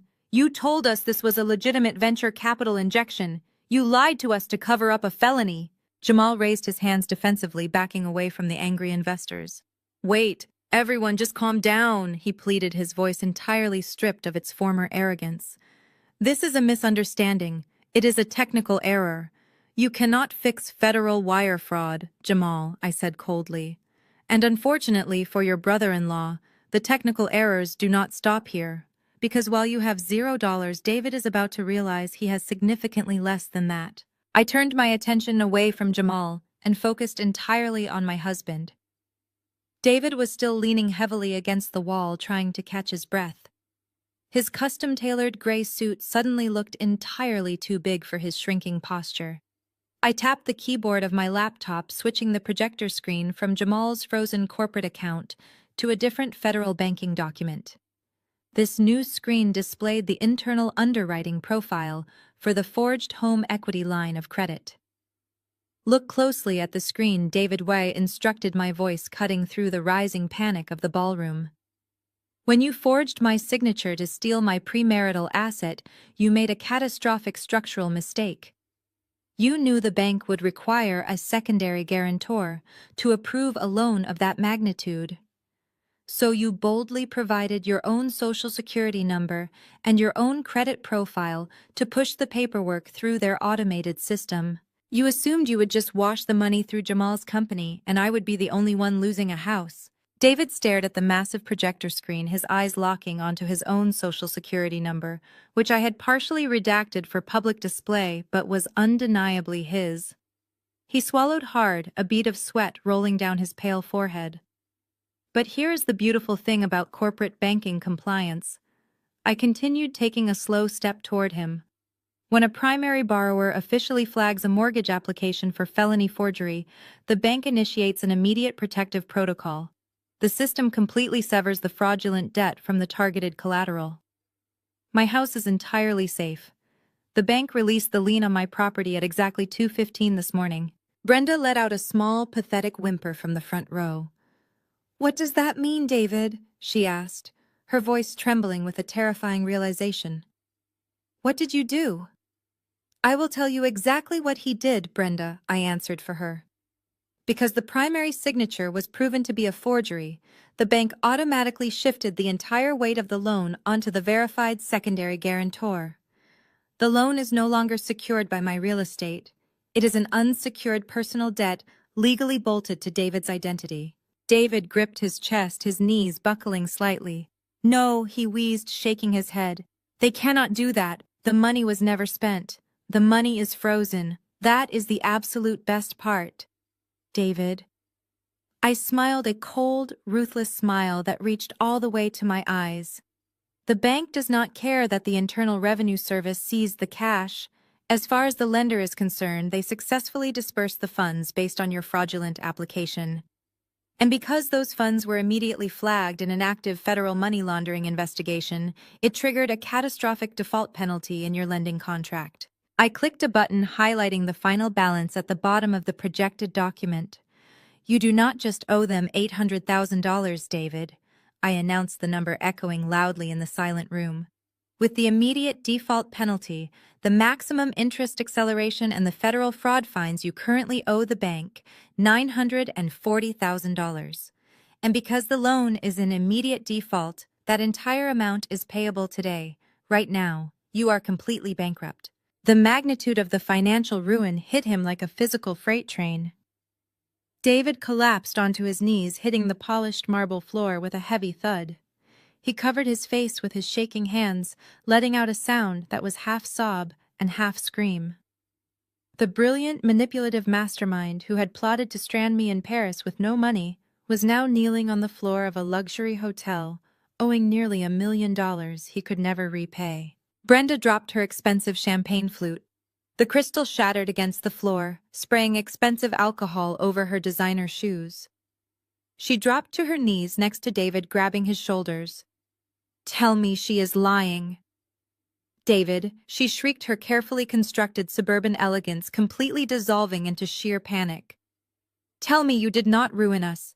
We cannot pay that amount. I will lose my house. I will lose my pension. You already lost it, Brenda, I reminded her, my voice devoid of any pity. You celebrated his theft. You sat in my house drinking my vintage wine and laughing about me begging on the French pavement. You encouraged him to steal my future. Well, now you get to share his. The original tech investors who had been standing frozen in shock suddenly snapped back to reality. They realized they were not just witnessing a family dispute. They were standing inside a massive federal crime scene involving their stolen seed capital. One of the angry lead investors immediately dialed the local police. The lead investor, a tall, imposing man named Thomas, held his cell phone to his ear with one hand while using his other hand to physically block the small set of stairs leading off the stage. I need police and financial crimes units at the Grand Azure Hotel immediately. Thomas spoke clearly into his phone, his eyes fixed entirely on Jamal. We have a massive wire fraud and corporate embezzlement situation happening right now, and the suspects are attempting to flee. Jamal was not attempting to flee, he was completely paralyzed. The remaining investors who had been sitting in the front rows surged forward, forming an impenetrable human barricade around the stage. These were wealthy, powerful individuals who did not take kindly to being used as pawns in a federal money laundering scheme. A woman in a sharp gray suit slammed her hands onto the edge of the stage, glaring up at Jamal. Her face was flushed with absolute fury. "You told us our seed capital was tied up in overseas research and development," she yelled, her voice shaking with rage. "You sat in my office last month and swore on your life that the delays were due to international supply chain issues, but you were just buying time to steal from your own family to pay us back. You are nothing but a common thief in a cheap blazer." Jamal held his hands up, his palms sweating profusely. "Listen to me, please," he begged, his voice cracking into a high-pitched whine. I did not know where the money came from. David told me it was a clean loan. He said he had the equity to cover the investment. I had absolutely no idea he forged the application. I am a victim here, too. I stood nearby and let out a short, bitter laugh. "Do not insult their intelligence, Jamal," I said, stepping back to let the investors close in. "You knew exactly where that money came from. I have the audio recording of you celebrating the forgery. You knew David was stealing my premarital asset, and you enthusiastically planned to use it to cover up the fact that you blew their original investments on luxury cars and expensive dinners." Jamal frantically reached for his tablet, trying to close the frozen bank screen, but Thomas lunged forward and snatched the device out of his hands. "You are not deleting anything," Thomas growled, tossing the tablet to another investor. "That is federal evidence now." The mention of the luxury cars snapped the attention of the investors directly to Rachel. She was still standing near the front row, trying to slowly back away toward the side exit. Her Hermes bag was clutched tightly against her chest. Another investor, a heavy-set man, stepped squarely into her path, blocking her escape. "Where do you think you are going?" the man growled, looking her up and down. "That bag you are holding probably cost more than the server infrastructure your husband claimed he was building. You are wearing our stolen money right now." Rachel shrank back, her previous arrogance completely evaporating. She looked around the room, frantically searching for someone to rescue her. She was the golden child, the beloved daughter who had never faced a single consequence in her entire life. But here in this ballroom, her blonde hair and fake tears held absolutely zero power. "I did not do anything," she cried, her voice thin and pathetic. "I am just his wife. I do not know anything about his business." "You literally just screamed into a microphone that the $800,000 was sitting in his account." I reminded her, my voice carrying over the angry murmurs of the crowd. "You confessed in front of 100 witnesses. You cannot play the innocent housewife when you just claimed credit for the heist." Brenda finally found her voice, though it was a weak, trembling shadow of her usual commanding tone. "Leave my daughter alone," Brenda pleaded, taking a step toward the heavy-set investor. She did not know what David was doing. None of us did. A chorus of disgusted groans erupted from the crowd. The journalists in the back of the room were actively typing on their laptops, recording every single meltdown. One of the reporters shouted from the back, "You were on the audio recording too, lady. We all heard you congratulate your son for stealing the house. Brenda recoiled as if she had been physically struck. She looked down at David, who was still kneeling on the marble floor, completely non-responsive. His eyes were glazed over, staring blankly at the shattered crystal of Brenda's dropped champagne glass. He owed $1 million. His marriage was over. His career in sales was entirely finished the moment his face hit the evening news. The pristine image of their superior family dynamics was dead. Thomas, the lead investor, ended his call and slid his phone into his pocket. "The police are on their way," he announced loudly. He turned to the two security guards who were standing nervously near the back of the room. "Lock those heavy double doors right now," Thomas commanded, pointing at the main entrance. "Nobody enters and absolutely nobody leaves this ballroom until the federal authorities get here." The security guards did not hesitate. They grabbed the brass handles of the massive wooden doors and pulled them shut, locking the deadbolts with a loud, definitive click.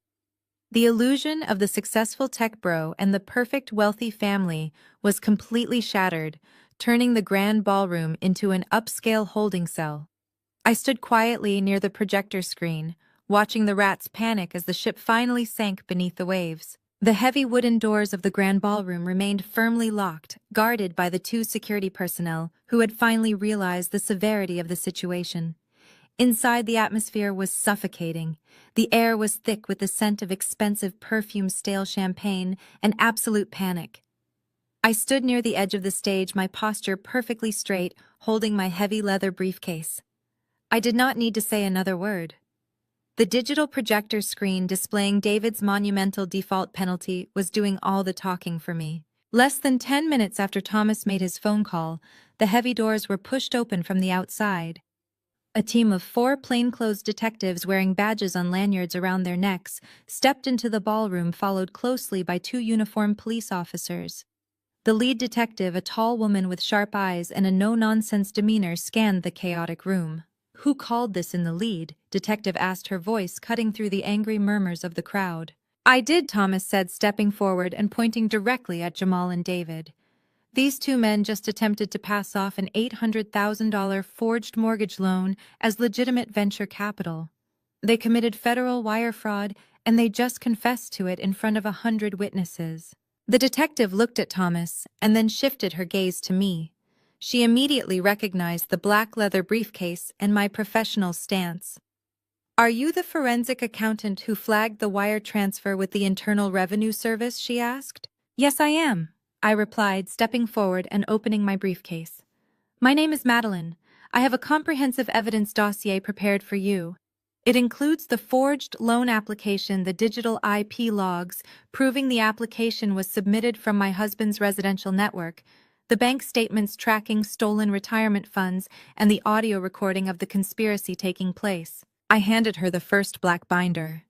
The detective opened it, flipping quickly through the meticulously organized pages. She paused on the IP log data and the federal fraud report. "This is incredibly thorough," she noted, her expression hardening. "Who is the primary suspect for the forgery?" I pointed directly at David, who was still kneeling on the floor. "That is my husband, David," I said.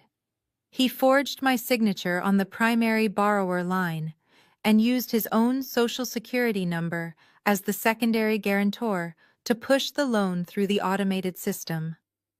The detective closed the binder and signaled to the 2 uniformed officers.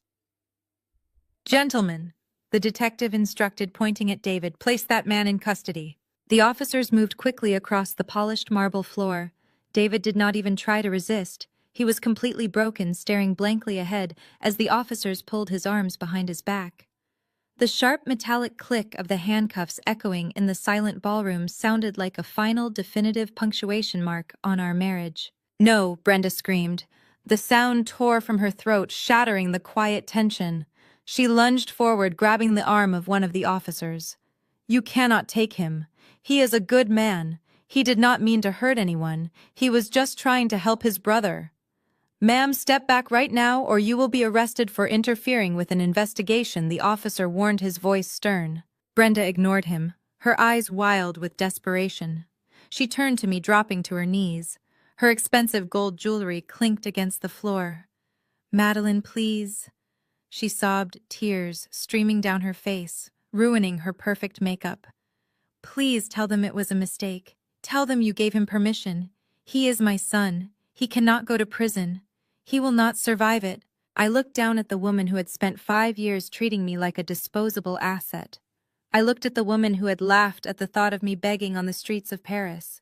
The same woman who had called me a soulless calculator just 24 hours ago. I did not give him permission, Brenda. I said, my voice ice cold. I gave him enough rope to hang himself, and he tied the knot perfectly. I suggest you call a very expensive defense attorney. The officers pulled David to his feet. He looked at me one last time, his eyes wide with terror and regret. He finally realized that the brilliant, independent woman he had married was not a victim to be exploited, but a force of nature that had completely destroyed him. The officers turned him around and marched him toward the exit. Brenda collapsed onto the floor, wailing hysterically as she watched her golden child being led away in handcuffs. Her perfectly curated suburban life had just evaporated. The facade of wealth superiority and entitlement was entirely gone, replaced by the harsh reality of the criminal justice system. I stood my ground, watching the doors swing shut behind my husband. The first target had been eliminated.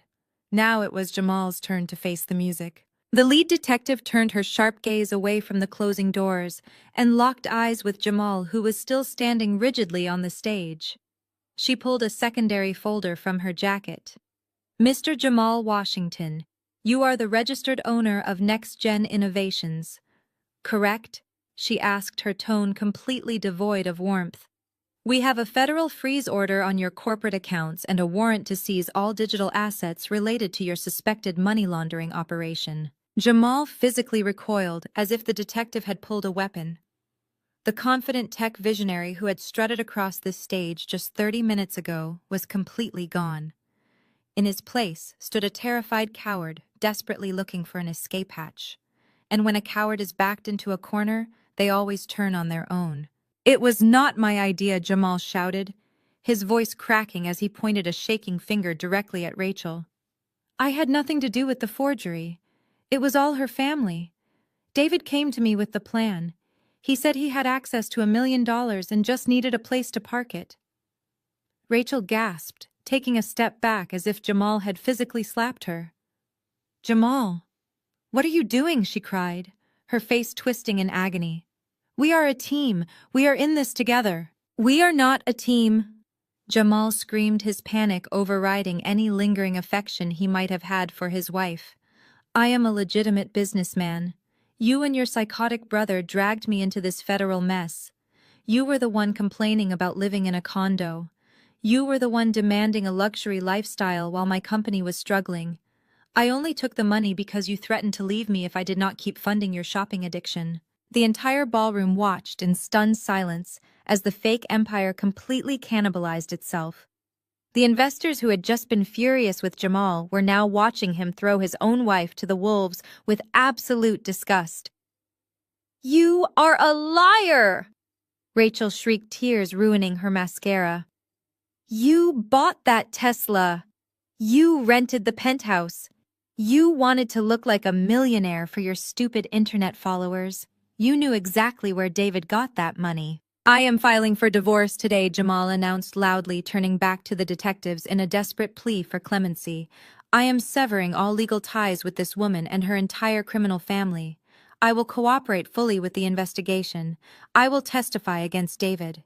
Just please do not arrest me.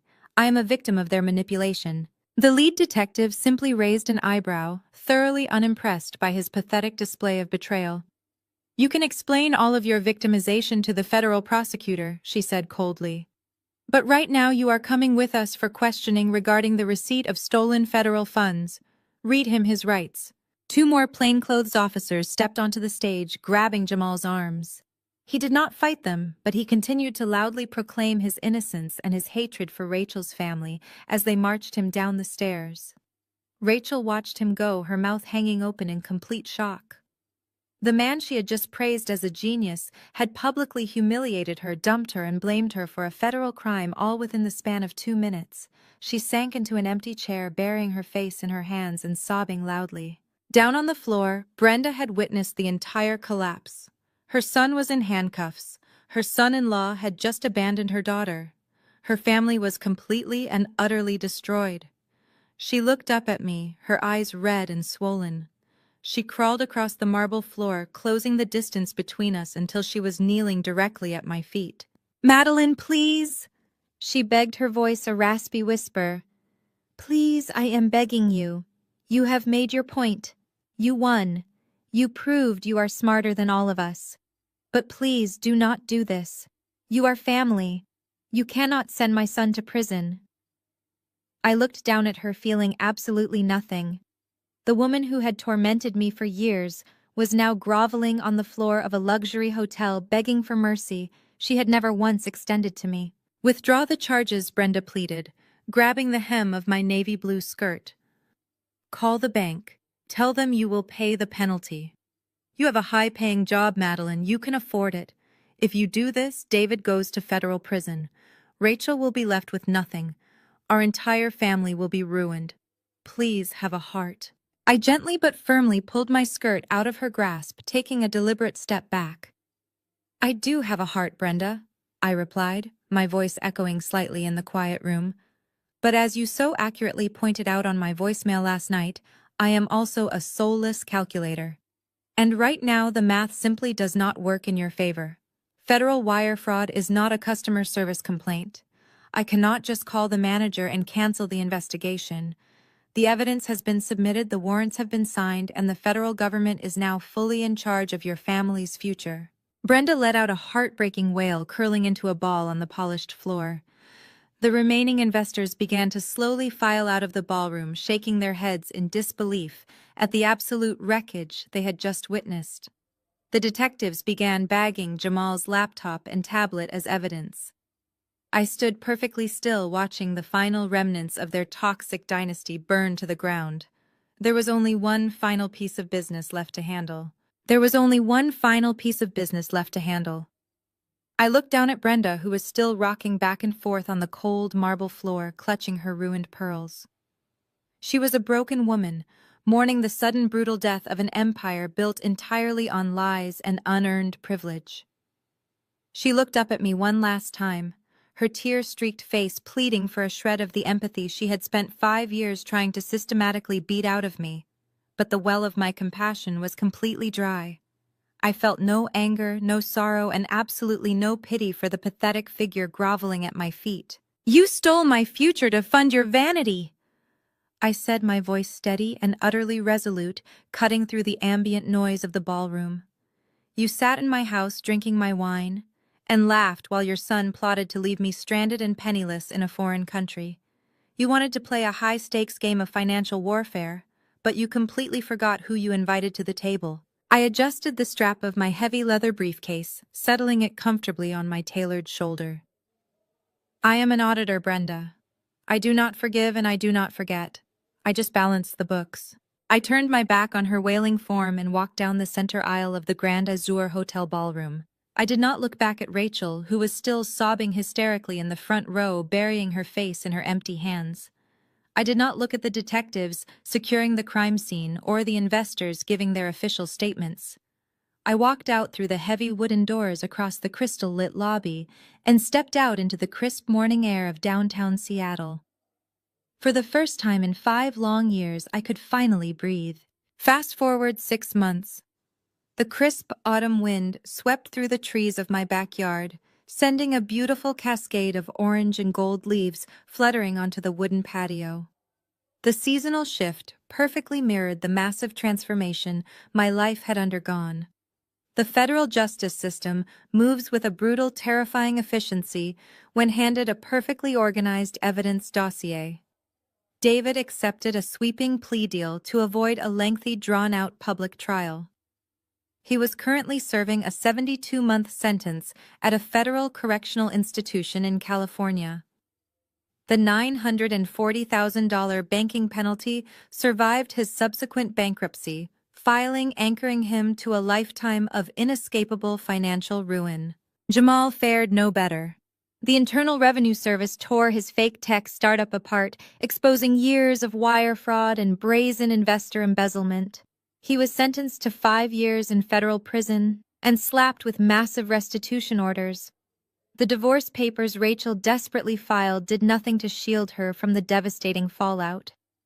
Without Jamal's stolen funds and David's hijacked retirement money, the women's lavish lifestyles evaporated literally overnight. Rachel was forced to immediately vacate her luxury penthouse. The bank repossessed the matte black Tesla, and the federal government seized her Hermes bags and custom diamond bracelets as proceeds of a crime. To afford her mounting legal bills and basic rent, she had to take a minimum wage job working the customer service desk at a local discount retail store. It was a highly poetic form of justice, knowing she spent 40 hours a week scanning cheap clothing while wearing a terrible polyester uniform and dealing with angry customers. Brenda lost her sprawling suburban home when the bank foreclosed on the secondary loans she had taken out to magically fund her country club lifestyle. She moved into a cramped, dingy, one-bedroom apartment on the outskirts of the city, completely ostracized from the wealthy social circles she once ruled with an iron fist. The family of parasites had finally been scraped off my back. I sat on one of the plush wicker chairs on my back porch, wrapping my hands around a steaming ceramic mug of chamomile tea. The magnificent house my grandfather built stood tall and proud behind me, its legal title completely unencumbered and firmly in my name alone. I had hired a contractor to replace every single lock, upgrade the security system, and entirely remodel the master bathroom, erasing any lingering physical memories of David and his fake notary. The screen door squeaked open, and Nancy stepped out onto the porch, carrying her own mug of tea and a plate of warm homemade scones. She sat down in the chair next to me, letting out a contented sigh as she looked out over the perfectly manicured lawn. "I cannot believe it has already been 6 months," Nancy said, taking a slow sip of her tea. "It feels like a lifetime ago." I smiled, taking a deep, calming breath of the crisp autumn air. "It really does," I agreed. My phone buzzed on the small glass table between us. It was an email from my firm assigning me as the lead investigator on a massive new corporate embezzlement case. I picked up the phone, accepting the assignment with a quick, decisive tap of my finger. I was no longer a victim waiting in the dark. I was the architect of my own absolute peace. The books were perfectly balanced, and my ledger was finally clean.